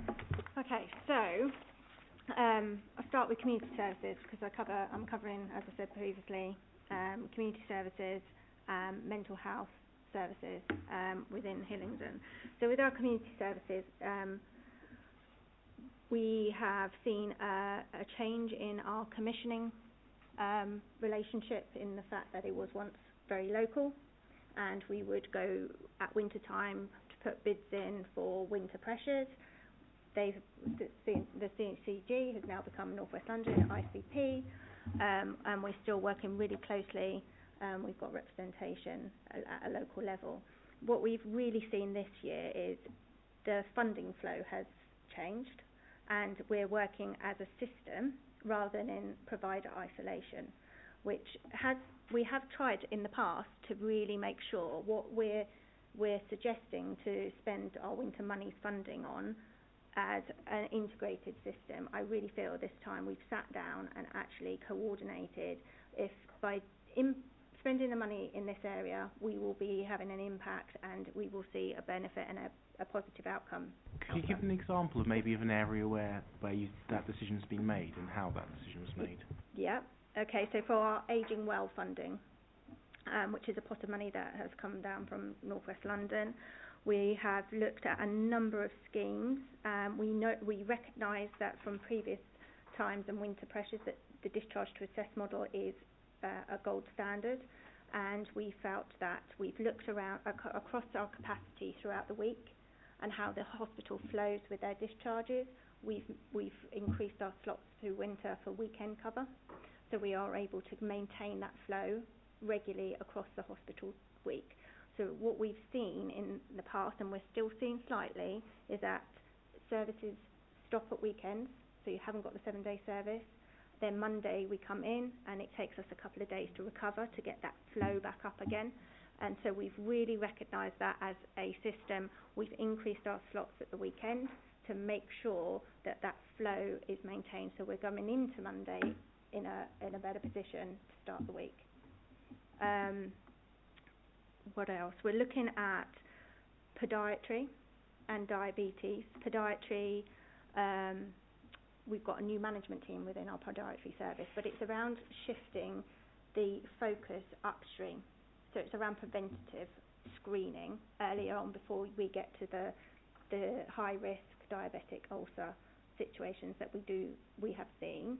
So it's around making sure we're capturing patients earlier on, working with the PCNs and our diabetic screening service and our podiatry service around catching these patients earlier on. So that's another area. We're also, within some of our winter pressure funding, we ran a pilot around our end-of-life service that we deliver within Hillingdon, and we have really enhanced that over the years. We've got a specialist palliative care team, and we've got our district nursing team. They work very closely and collaboratively. What we've also enhanced is our Your Lifeline, out of 24/7, which runs 8 till 8. So there is a response service overnight for our residents who are in their end of life and have been identified. What we've had done with last year's winter's money is to run a 2-hour pilot response during the day. So that's for patients that are likely to be seen during the week, during the night time, but also trying to produce a model that somebody can respond urgently to those people during the day. We have enhanced that model, and we're working through with our H4 colleagues around how we can work with them to build an enhanced model this winter. So that's another area that we're looking at. We've also worked with the hospital, and for a number of years there has been discussions around our IVs, and that patients are remaining in hospital for IV antibiotics, IV fluids, antibiotics for a high number of weeks. The community were commissioned historically to deliver a certain cohort of IVs to a certain amount of people, which meant there was another cohort of people that was in the hospital. We've managed to identify patient cohorts by doing this coordinated work that we can actually deliver IVs out in the community, that those patients don't have to be staying in the hospital. That's both ambulatory and at home. So part of the winter monies, we are looking and we're recruiting an integrated IV link nurse between the hospital and the community, and setting up an ambulatory IV clinic, which will run throughout the winter to see how that will impact the hospital's length of stay.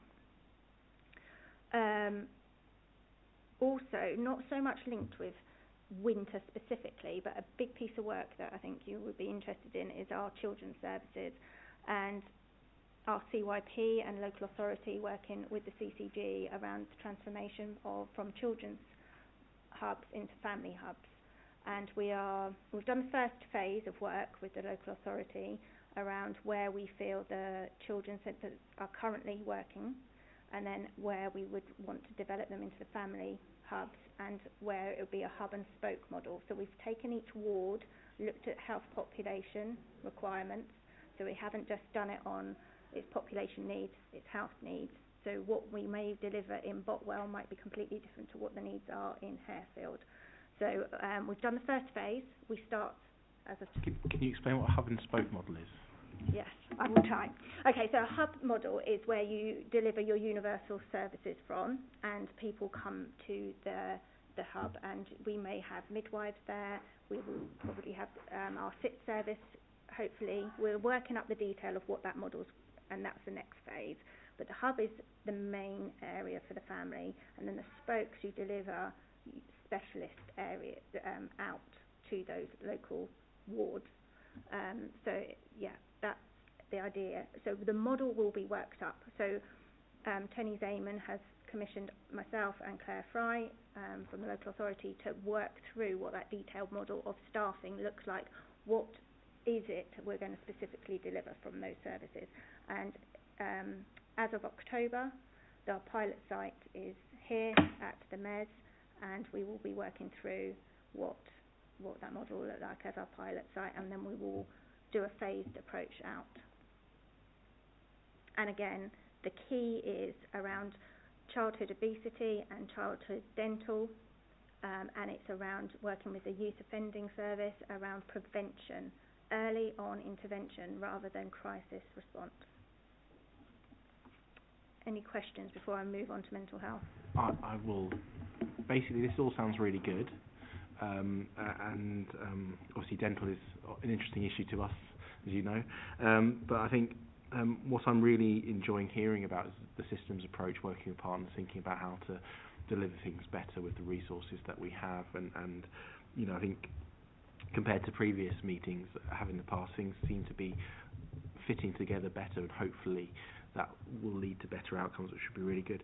I suppose in terms of as a scrutiny committee, in a sense, what I'll be really looking for next time after this meeting really is the stories, the stats. You know, we did this and we tried this and it made a difference compared to what we did in the past because of this, and we could deliver more of that. Because what I'm hearing tonight generally sounds good in terms of sort of theoretical point of view in my mind, but I think what would be really, really interesting is in future.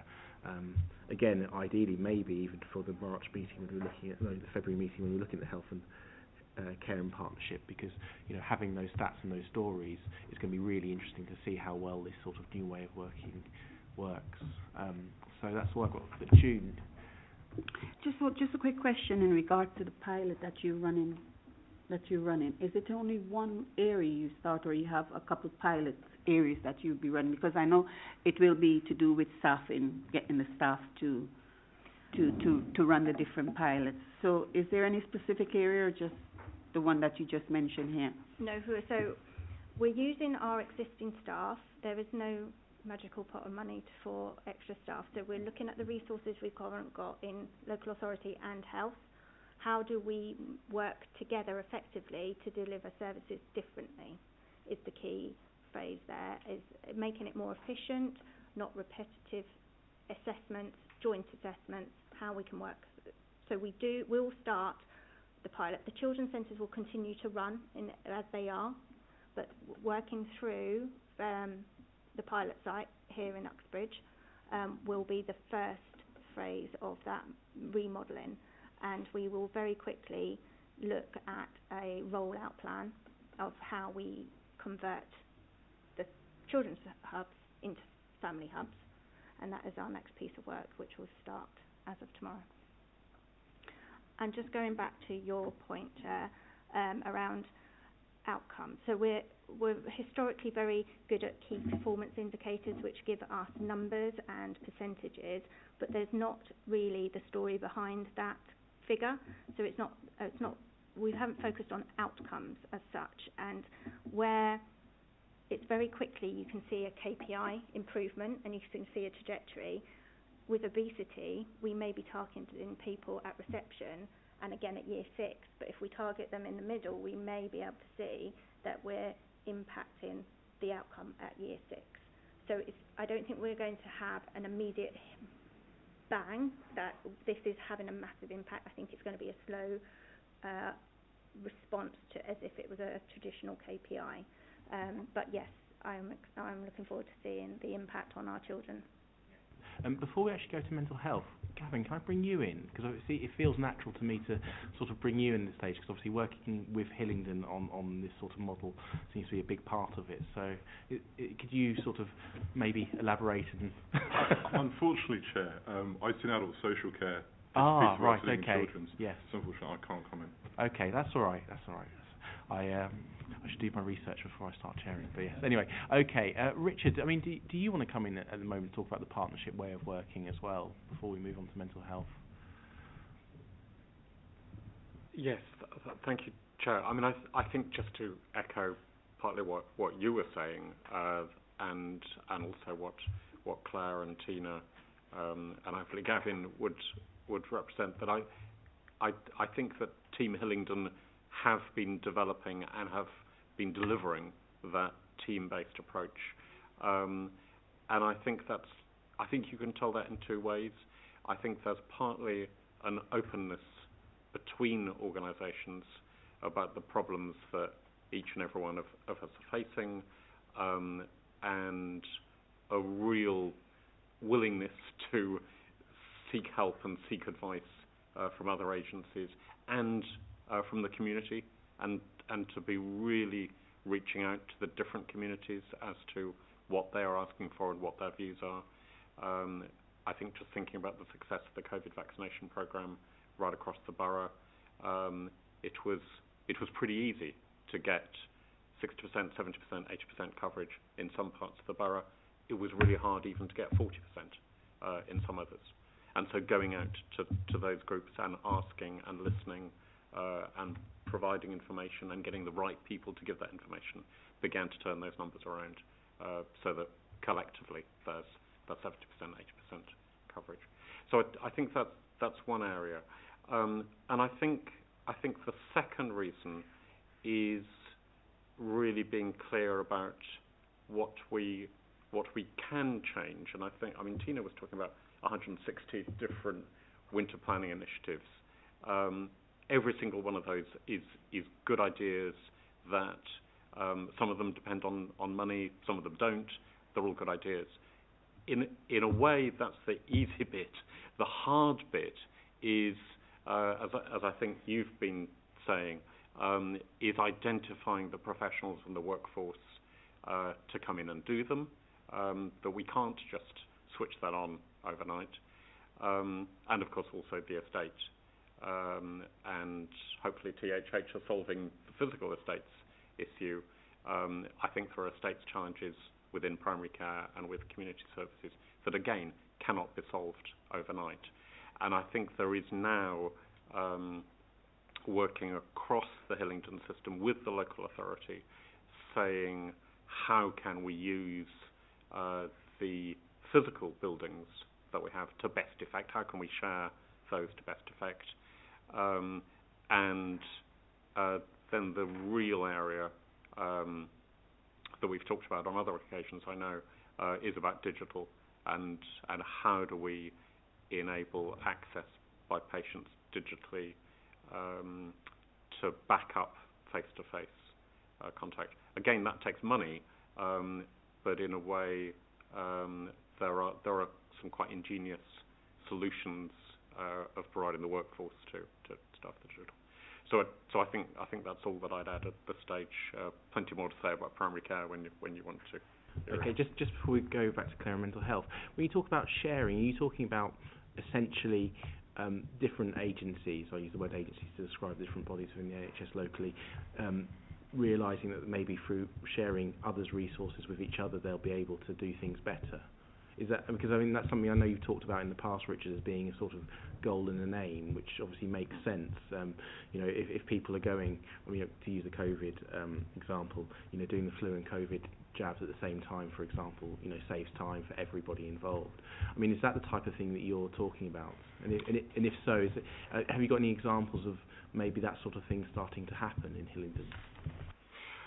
So I think yes, it's exactly what I mean. It's partly about sharing space. It's partly about teams working with each other, so that somebody with a red jersey and a blue jersey and a yellow jersey are working together to help get the patient home, so that somebody in a green jersey can come and give support to them once they're there. I suppose what is the interesting opportunity, I think we'll see it playing out during next year, is the traditional budget frontiers, where one organisation needs to receive resources from the other. I think the philosophy behind an ICS, the philosophy behind some of the provider alliances, is that maybe there is a single budget for a system's needs, and that providers work together to put the right money in the right team there. In all honesty, we're not there yet because the NHS organisations aren't there yet, but I think it's the challenge for all of us.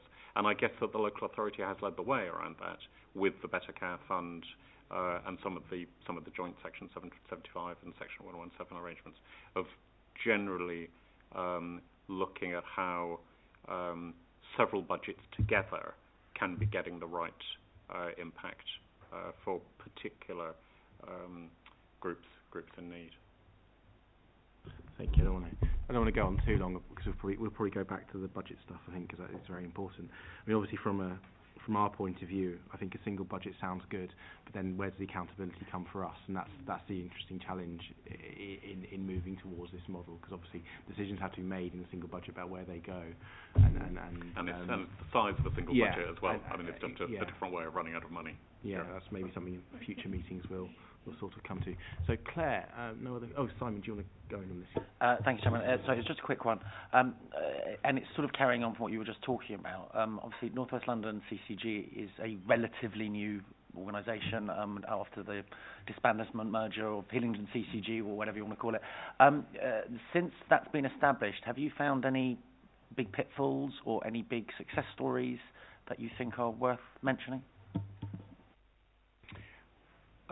So you're absolutely right. It's a new organisation. I mean, it came into being on the 1st of April this year, and it's due to leave the stage at the end of March next year to become North West London Integrated Care System.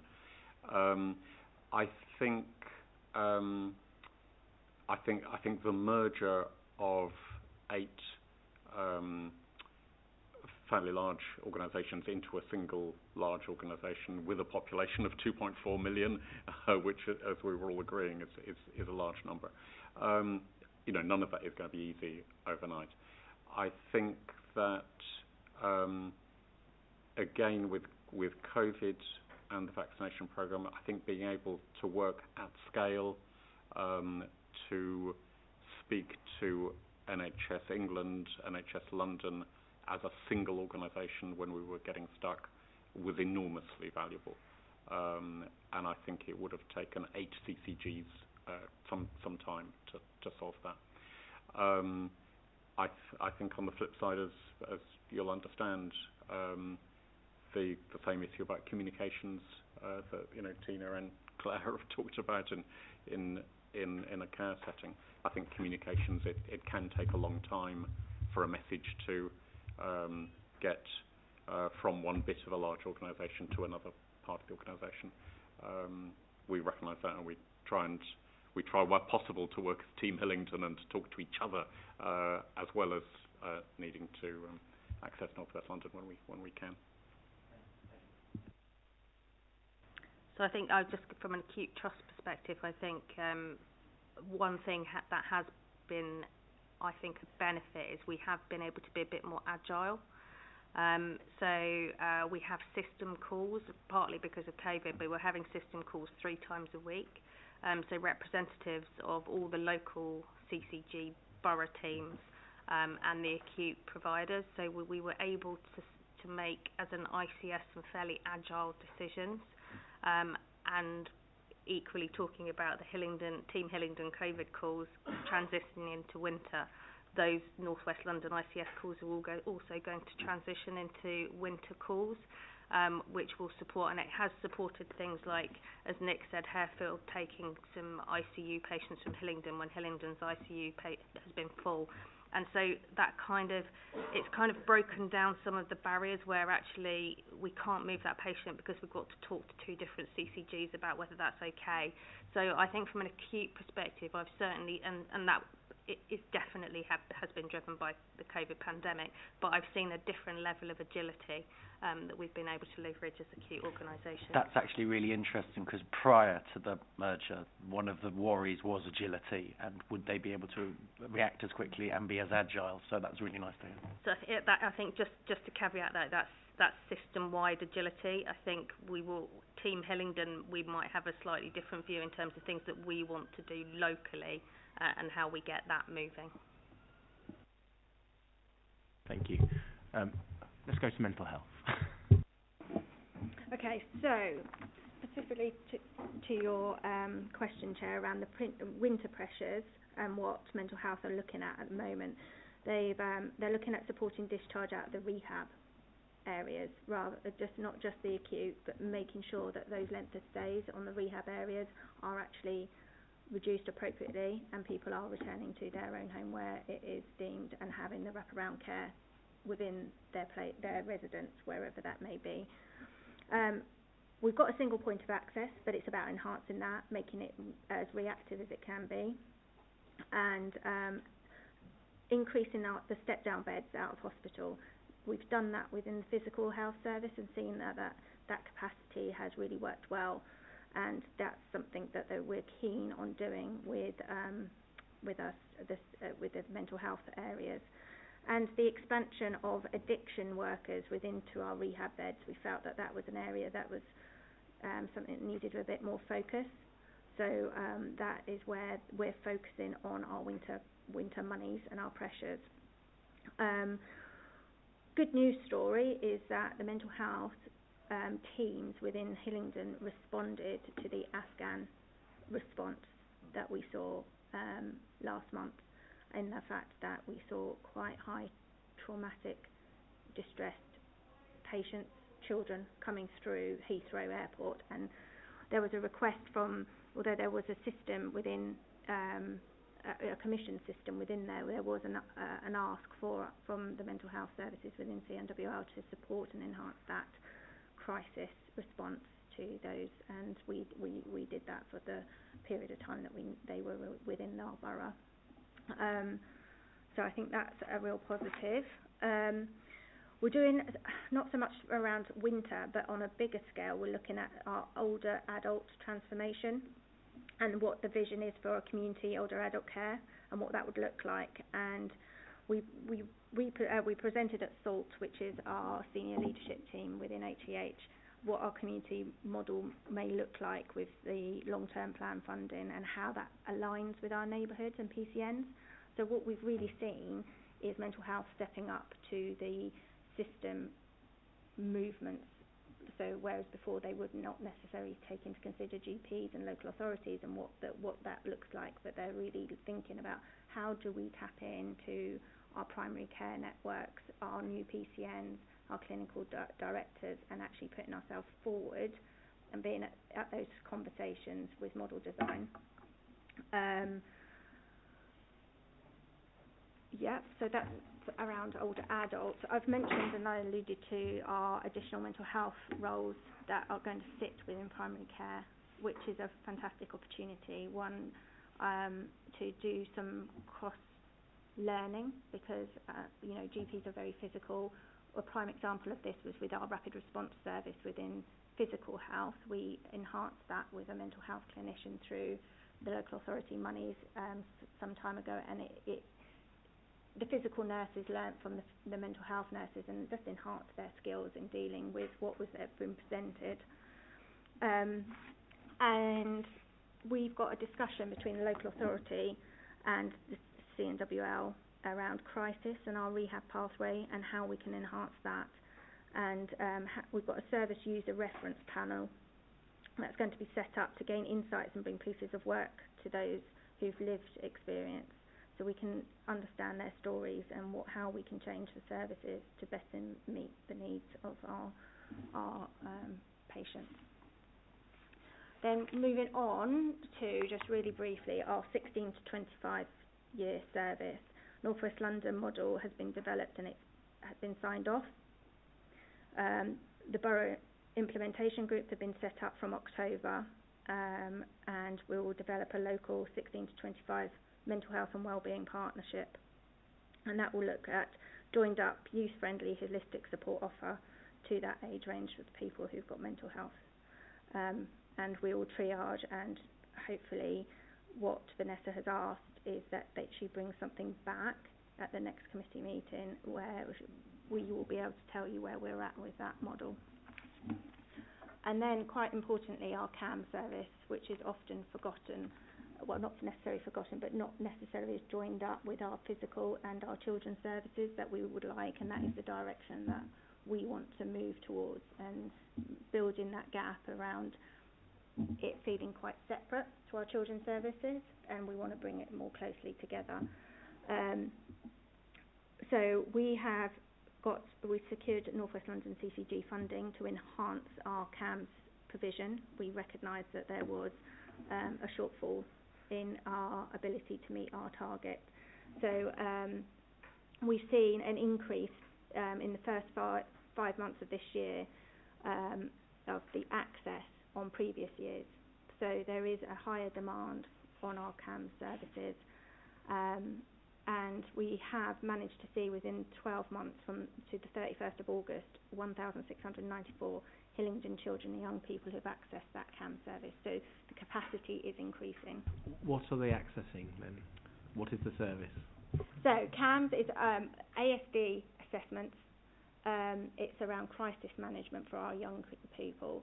So particularly our ASD, we recognise that the waiting lists are extremely high, and so CAMS service leads have been... Sorry, can you explain what ASD means? It's an autistic spectrum. So autism, and there's a spectrum of different presenting conditions within that spectrum.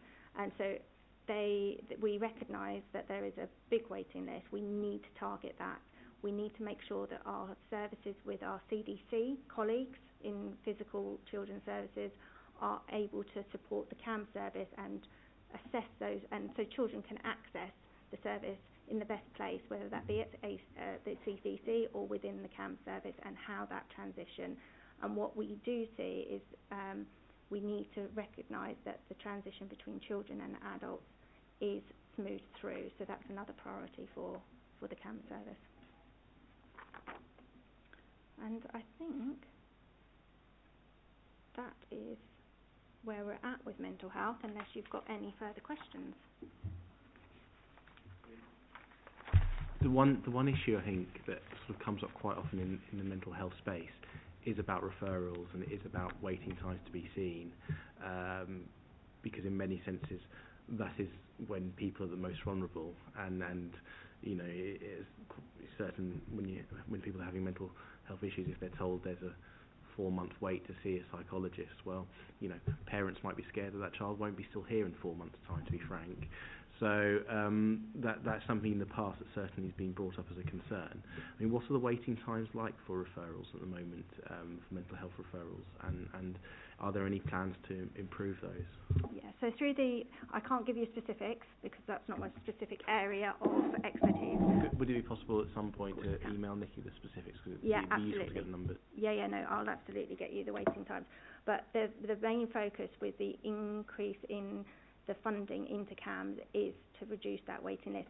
And what are we offering those families, as you quite rightly identified, whilst they're waiting, possibly in crisis, not managing to cope with their family behavioural issues? What are we wrapping around those patients whilst they're waiting for a diagnosis? And that includes not just our CAMS, but it's around speech and language therapy, our physios and OTs. What are they able to do before they get their official assessment from a psychologist or a paediatric consultant? What work are we doing in that waiting time period? And so there is a focused piece of work, and I'm happy to ask our CAM service to bring something back a bit more to the next meeting if that's what the committee would like. I think that's very important, because obviously in each individual case it is a very immediate thing and it's a very stressful thing, so that is very useful. Okay. Any other questions on mental health? Sorry. That's going to be my new catchphrase, isn't it? Sorry about that. I did have a question, but she did answer it, because it was, what plans do you have for the young children and adults within the borough? So you already answered that from your presentation, the last bit of your presentation. And the CAMS, that is still not delivering as it really should delivered. You know, I hear you said you're going to get some help and you've got some fundings. Is that to employ more, give it for more staff? Yeah, to help out with the present situation? Thank you. Yes, it is. It's from the brief understanding I have, and I'm happy to bring back more detail from their specific service area next time, is this increase in funding will enhance the staffing model. So we will be able to target those waiting lists, and not just target the waiting list so they get their first appointment and then there's a lengthy time to follow up or for treatment, because that's what sometimes has masked situations. It's around how we can holistically deliver a service from the point of assessment to the point of treatment, and we can reduce those waiting times for these families. Hi. So is every parent that asks for the CAM service, are they admitted? Is anyone turned away? Do you accept? Because I think we're all hearing anecdotally from families in the borough how difficult it is to receive a service from CAMS, and we know how overstretched you are, and there's been such a recent surge in mental health issues. But are you sort of do you turn anyone away, or is anyone who wants that service able to access it? Okay, so thank you. I can't specifically answer that. However, I can, as part of our presentation back to you, I can ask them to expand on your question and answer that for you in fuller detail. Richard, yes. Just very quickly on that point. It would not be practice to turn away a family where judged to be vulnerable, where CNWL and partners would absolutely put the emphasis in signposting to other agencies who perhaps could offer more appropriate help more quickly, depending on the particular need. And clearly there are a range of services with an inpatient bed at one end of the spectrum, but also lots of community-based and voluntary initiated services that might have shorter waiting times than a requirement to see an adult psychiatrist or a GAMS psychiatrist or a psychologist. But I think it would be wrong to put it in stark terms as either come in or you're turned away. And can I just respond? What we have been seeing in recent years is our access to the third sector. So it's not just accessing a skilled professional, it's also looking at what third sector can offer to support those families before they get to an assessment. So we've really widened our scope of thinking of service delivery as not just down the traditional medical model that we once used to look at. Okay, is there anything else you wish to talk to us about, Claire? No, thank you. If there is, that would be very welcome to.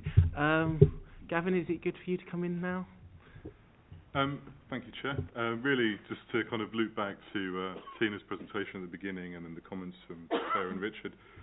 You know, as a partnership, as a system, we have a very strong model of discharge to assess. You know, we anticipate seasonal challenges, usually around increased numbers of hospital discharges. For a number of years, we've had very good performance around that in terms of making sure safe discharges for our residents in a timely fashion. So, good communication. You know, when an issue arises, we all very quickly come together and resolve it. So, very positive. So, not much more I can add to Tina's very long presentation at the beginning. Well, I don't want anybody to say any more than they wish to say. So that's okay at the moment. So, finally tonight, Richard, can you sort of talk to us about other issues that you've not covered yet so far in the conversation that you wish to talk to us about? Thank you, Chair. I will try to be brief because I know there's been lots of facts and lots of information given to you, and I don't simply want to repeat what Tina or Claire or Gavin have said, but I absolutely endorse it. I think there are maybe three things particularly just to bring to the committee. The first is that as a system, you know very well that we've been working together throughout the pandemic, and a lot of those behaviours, a lot of those learnings, a lot of those responses to patients, I think are directly transferable to work for winter. Also, of course, we've been working in winter mode in a way for the last 18 months, and the winter plans are really stepping up and embedding ways of working services that have already been business as usual, but clearly recognising that there are issues clearly around winter. I think the third issue is really about working as a system.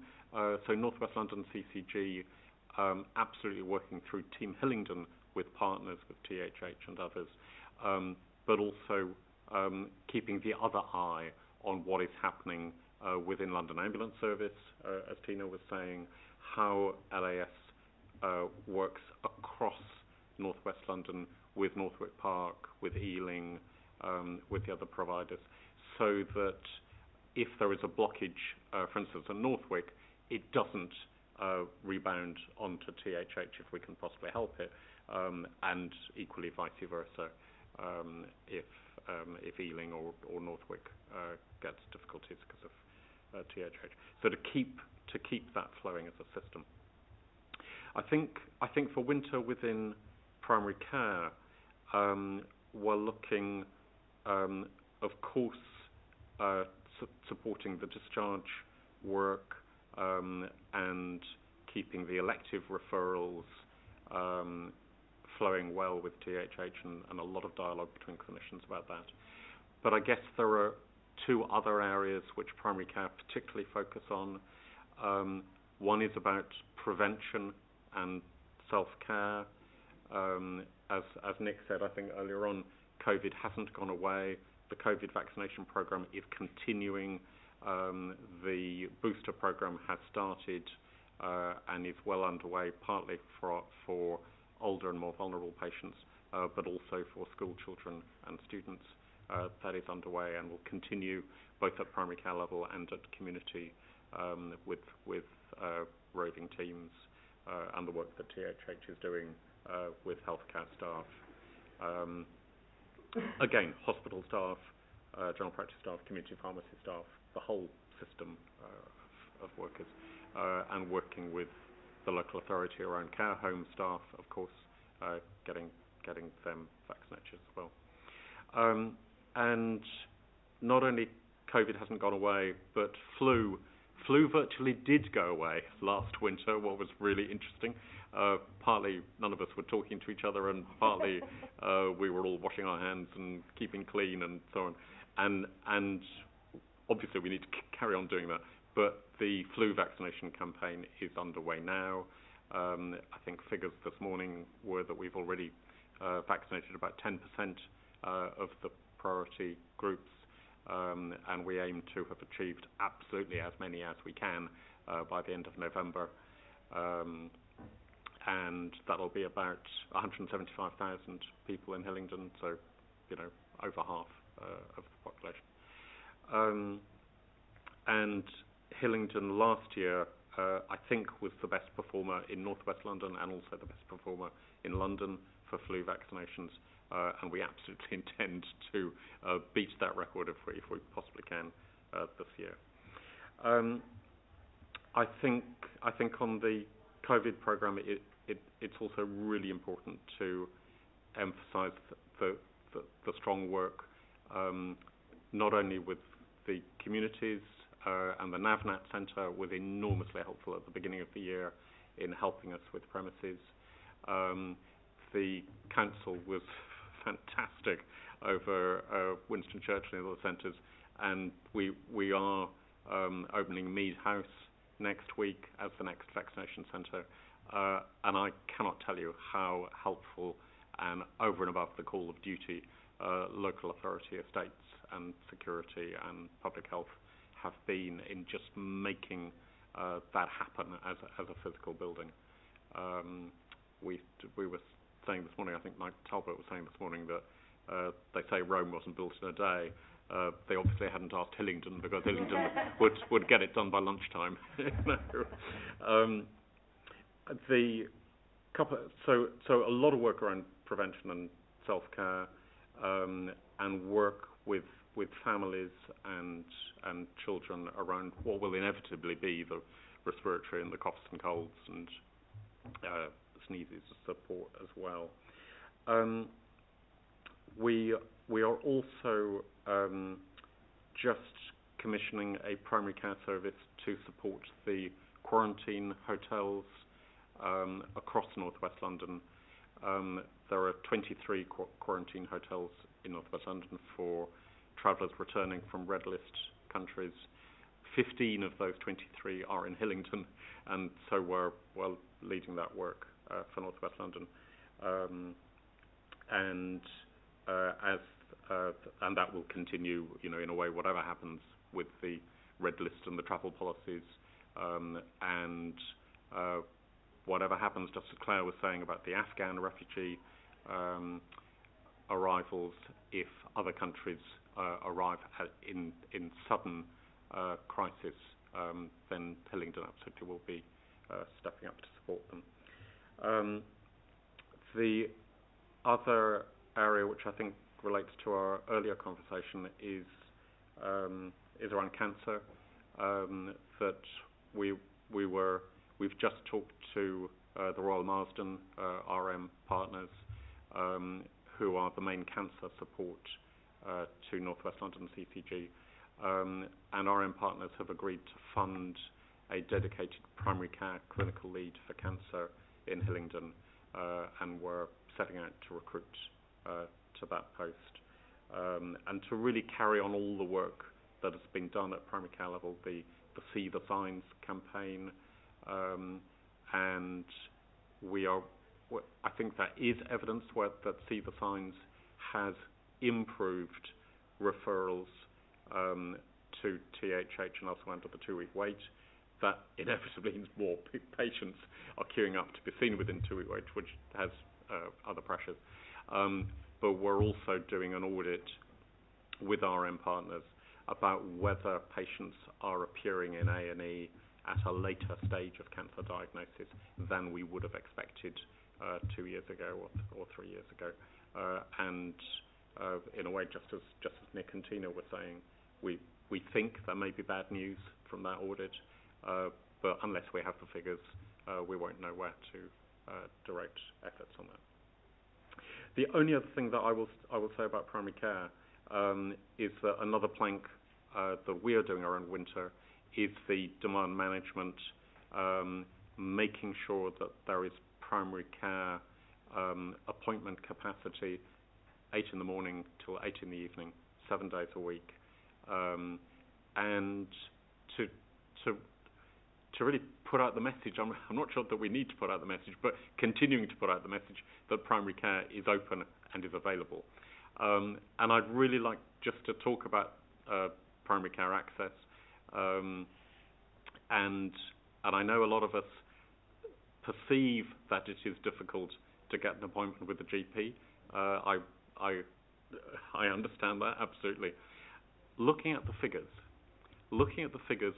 more people are succeeding to get an appointment with primary care now, this month, than they were in October 2019. The figures I've got right here is during January 2020, 104,000 appointments were available in primary care in Hillingdon. 104,000. Nowadays, it's 117,000, about 10% more. What is really interesting when you open the lid on those figures is that in January 2019, 89% were face-to-face, 10% were virtual. And that's traditionally what we thought of as a GP appointment.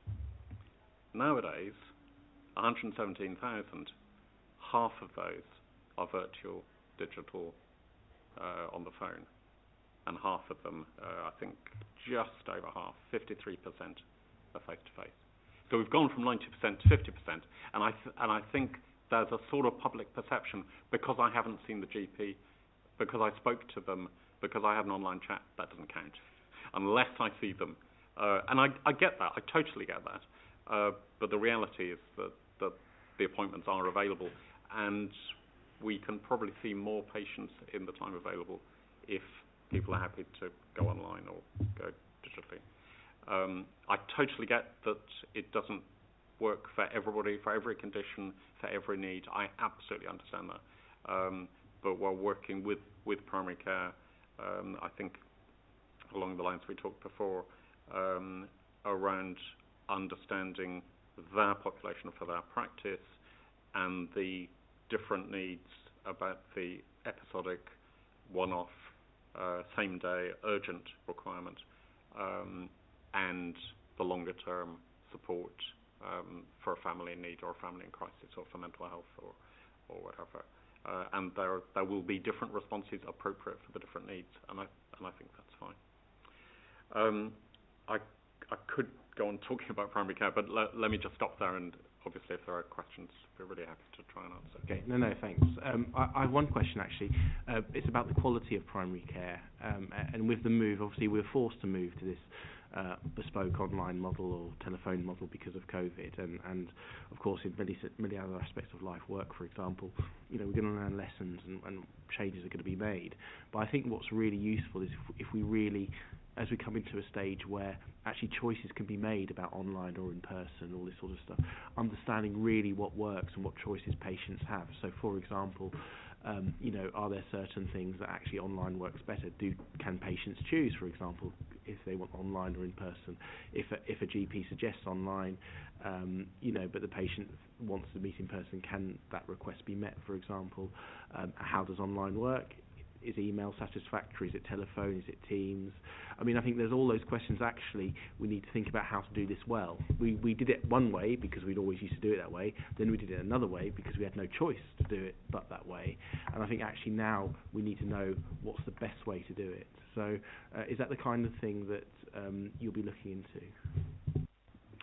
Absolutely.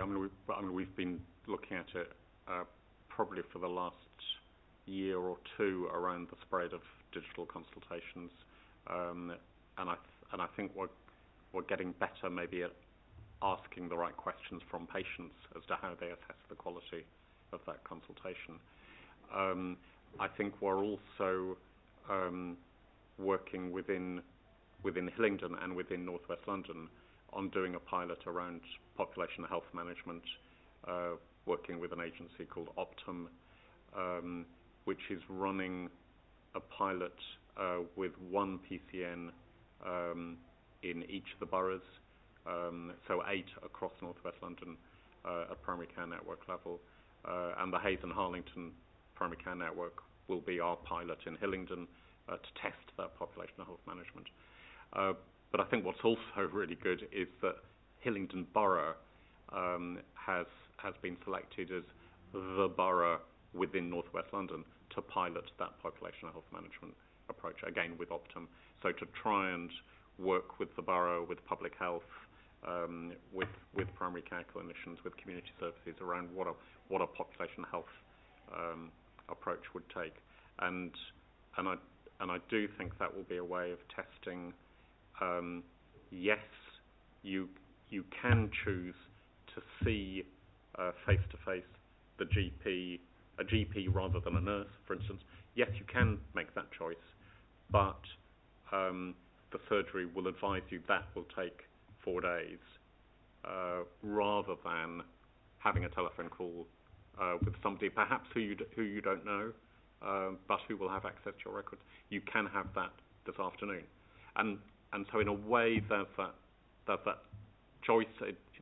Maybe it's not an attractive choice if the family is at a particular crisis, but I think there are ways of giving people a bit more of a choice than they had in the past. Thank you. Are there any other questions? No. Everyone's seen the time, haven't they? So I'm going to do my little headmaster bit at the end, because I set 2 questions at the beginning. So, but thank you so much for coming to attend this meeting. And I think, for me, it's actually been really positive hearing about ways of thinking of working and dealing with the challenges that we've come up. And certainly, I've been on this committee. I've been chairing it for 1.5 years, I think, and I've been on the committee, I don't know how long, maybe 5-6 years, but it definitely feels like the conversations and the way of looking at things has certainly gone into a new level, and that seems really, really positive. I think as a scrutiny committee, the important thing for us next is actually to think about, the evidence, the outcomes, the stats, the stories, all this sort of stuff. So the next time we meet, that's what's going to be really interesting, because I think the intention sounds good and the ways of working sounds good, but really what I think I would like to get more of is a feel of, okay, what does that mean? What is different from the past, and how is it better? So, when we meet again, that's sort of, I think that'll be the sort of stuff that I think we'll find very interesting. So, is everyone happy? Okay, right. Okay, well, if no one else wants to add to my little speech, I'll call this item to a close, and please feel free to go. You don't have to wait for our last item.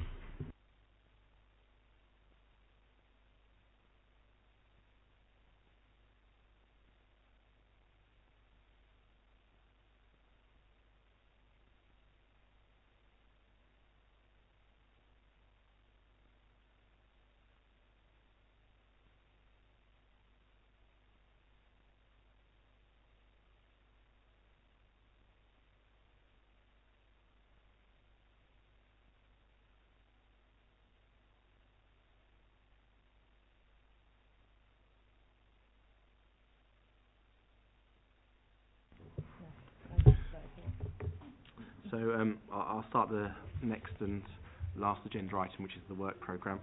Just a quick note, our child dental report is going to go to cabinet meeting, which is next Thursday, isn't it? So I'll be giving a little presentation of it, and hopefully our recommendations will be agreed. We've had some really good internal feedback, so I think that's likely, but so that's really good, so well done everyone. So on the work programme, upcoming work programme, Debbie, you wanted to make a suggestion, I think. Yeah.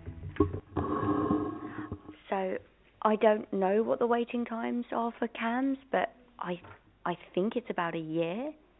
I think it's about a year, and I don't.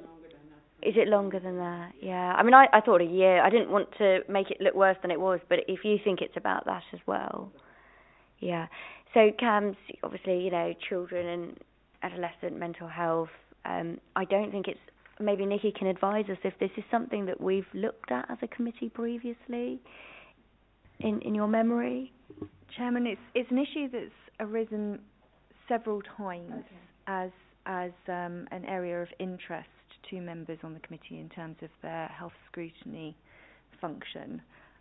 It was something that we looked at quite a long time ago as a possible review subject. Yeah. But at the time, I think it was about 2014, 2015, there were changes being made, so it wasn't really the most appropriate time to actually do a review. There was talk also about the possibility of doing a review across the different, as was, policy overview committees, because the subject matter actually touches on a number of them. So there has been talk about it previously, yes. So, are you suggesting that this is something we should look more in depth at? Yeah, I think we need to know what the picture is, and I just feel that I don't have a good sense of where Hillingdon stands in the context of other boroughs, whether we are, where we are, but I don't know what the best way. Can we just have one meeting rather than launching a review? Could we have a sort of a spare meeting where we focus specifically on this? Does everyone agree this is a subject that we should look more in depth at? I think we need to look at it because it's Sorry, June.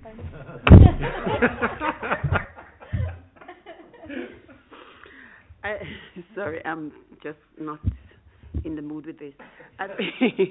It's something we need to look into because mental health is a big issue that is arising not only in schools, with home, with workplace. I think it's the most health issue that is more prevalent in looking into than the other normal health issues. And the reason I'm saying that because I keep hearing about children waiting to get to see just to get a diagnosis of assess for mental health.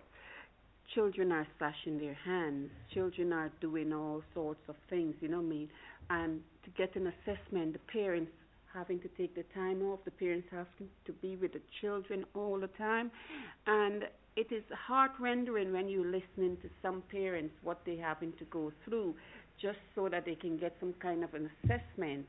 Some of the children are ending up in hospital, and when they get sectioned, it's totally out of their hands, because if they're able to get the assessment on time, it may not have got to that stage, because obviously what's going on in their little heads and their little minds, they're not able to express verbally. So they're doing these things to draw attention, but yet still there's nobody to really listen to them other than the parent. And as a parent, all you want is the best for your child. But your child needs to have that professional intervention to find out exactly what is bothering them. So I think it's important that we really do something on that and bring it more to the forefront. I think it's important that we get that going. Chairman, if I may interject, I think it's a really good idea, but sometimes when we do these review meetings, they're not focused enough. So maybe, Councillor Nelson makes some great points, and maybe we should be honing in on a specific thing rather than just having an overall review on child's mental health, which I think some of the other committees have done previously, so that we're looking more for a direct question and maybe looking at some outcomes as well, rather than it just being people talking to us about what the current situation is. No, I agree with that. The better question you phrase, the better answers you get. That is 100% true. So I think we've got two choices looking at our sort of the way our agenda is all set up and everything. And if people think we've got other choices, please do let me know. But the first thing I've written down is maybe have a CAMS focus when they next do the health updates on the 27th of April. But if that, we could sort of ask for that. But on the 22nd, on June 2022, we don't have any ideas yet. Can we pencil something in for that, for a full meeting? Is that For the June 22 meeting? Yeah. Yeah, absolutely. I realise some of us might not be here. No. And some of us may wish to be here, might not be here. I don't doubt for a second that whoever actually is here will find it Yeah. incredibly interesting and a useful topic to have. So as a starter, because that will be the first meeting of Yeah. the new committee once it's convened at the annual council meeting, it will be quite a useful one to have it at. Yes, and in my opinion, 'cause I might not be chair or even a councillor at that point, who knows?